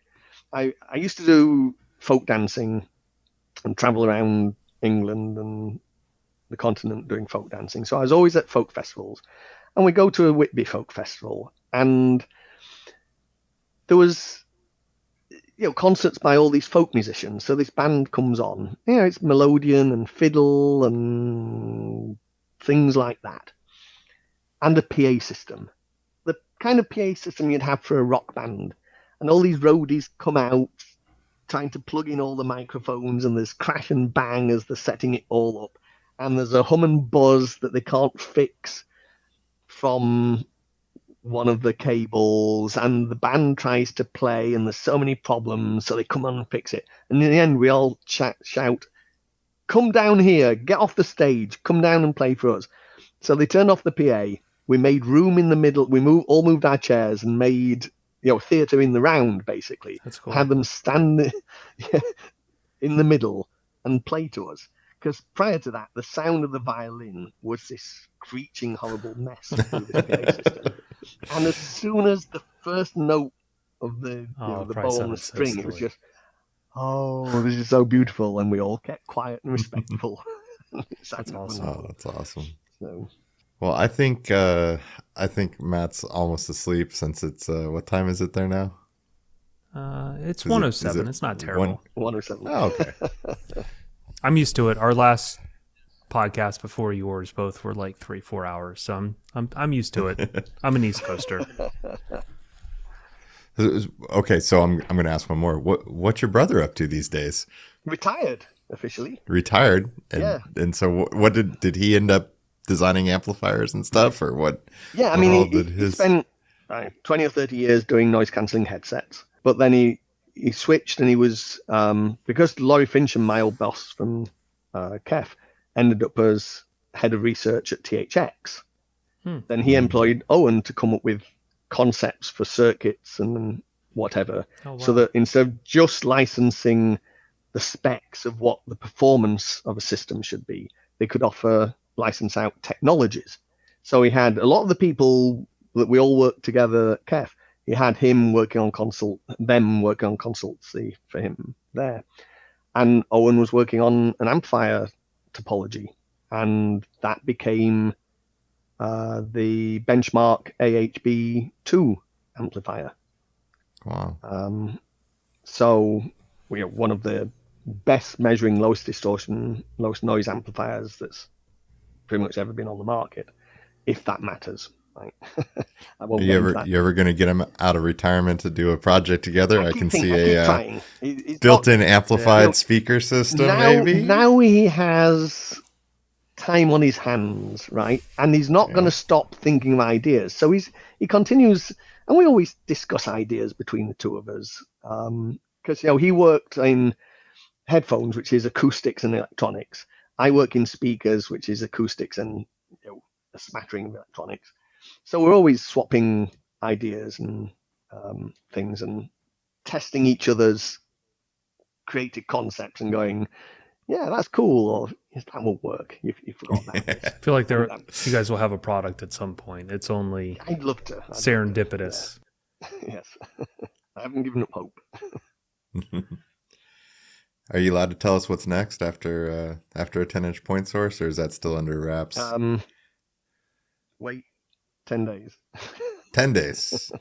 By the time we launch this episode, go and look up mofi.com, right? Mofi.com, yeah. Or even mofielectronics.com. We've got both. Mofi Electronics is a newer site that's coming up.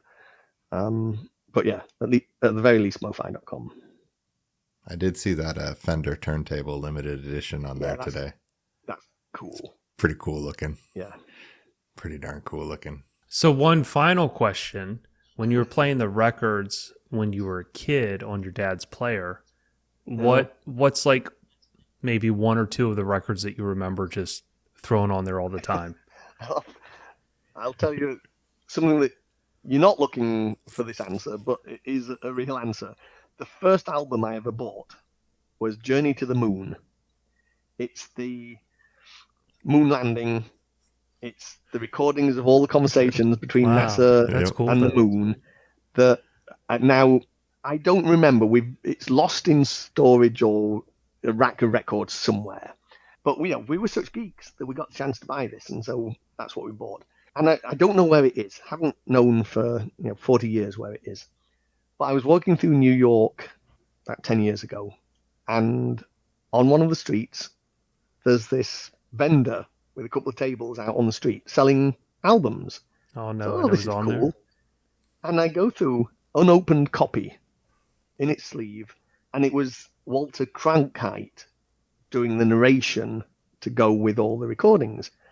And I don't remember whether that's, it seems plausible that the record I bought, because it was, American, that it was that exact one, but it seems to be.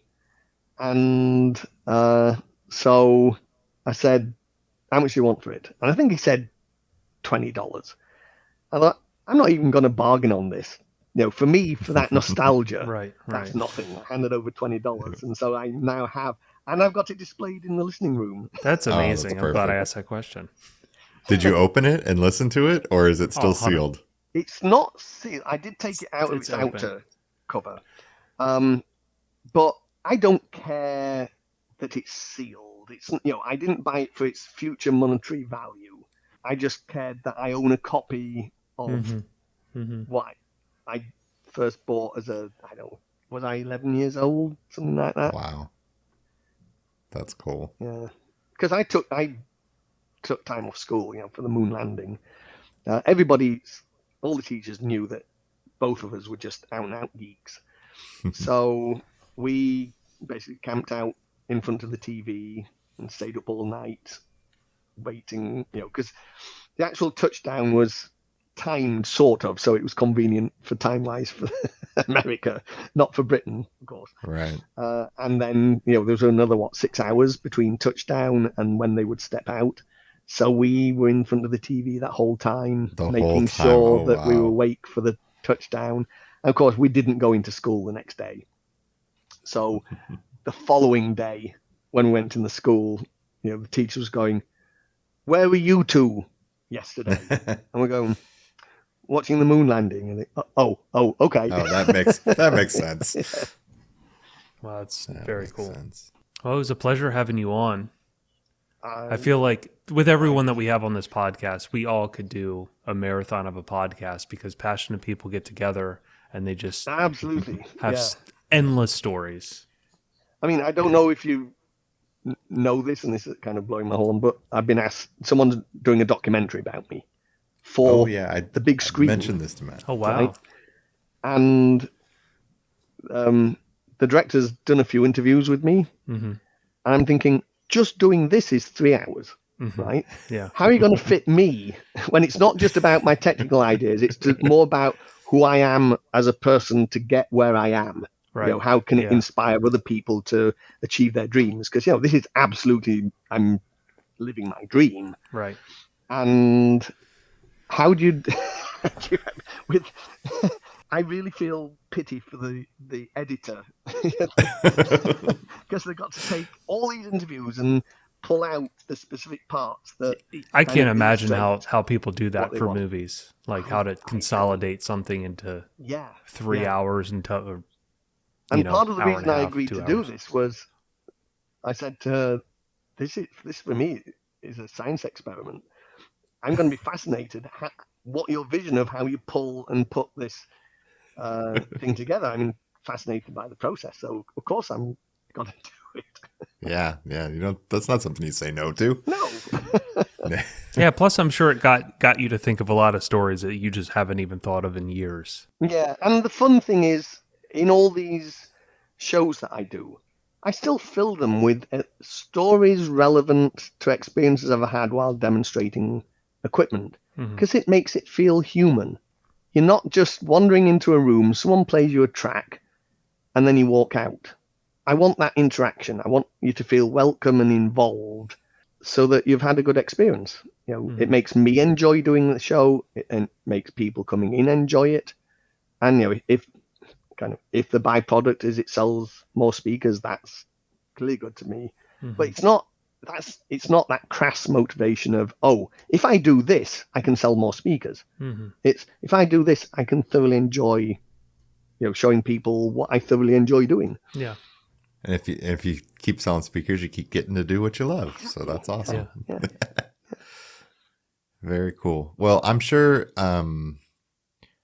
we'll ask you back again at some point in the future. We're on our 3rd season and still haven't gotten back to our first re-invite yet. But I'm sure that we will have questions.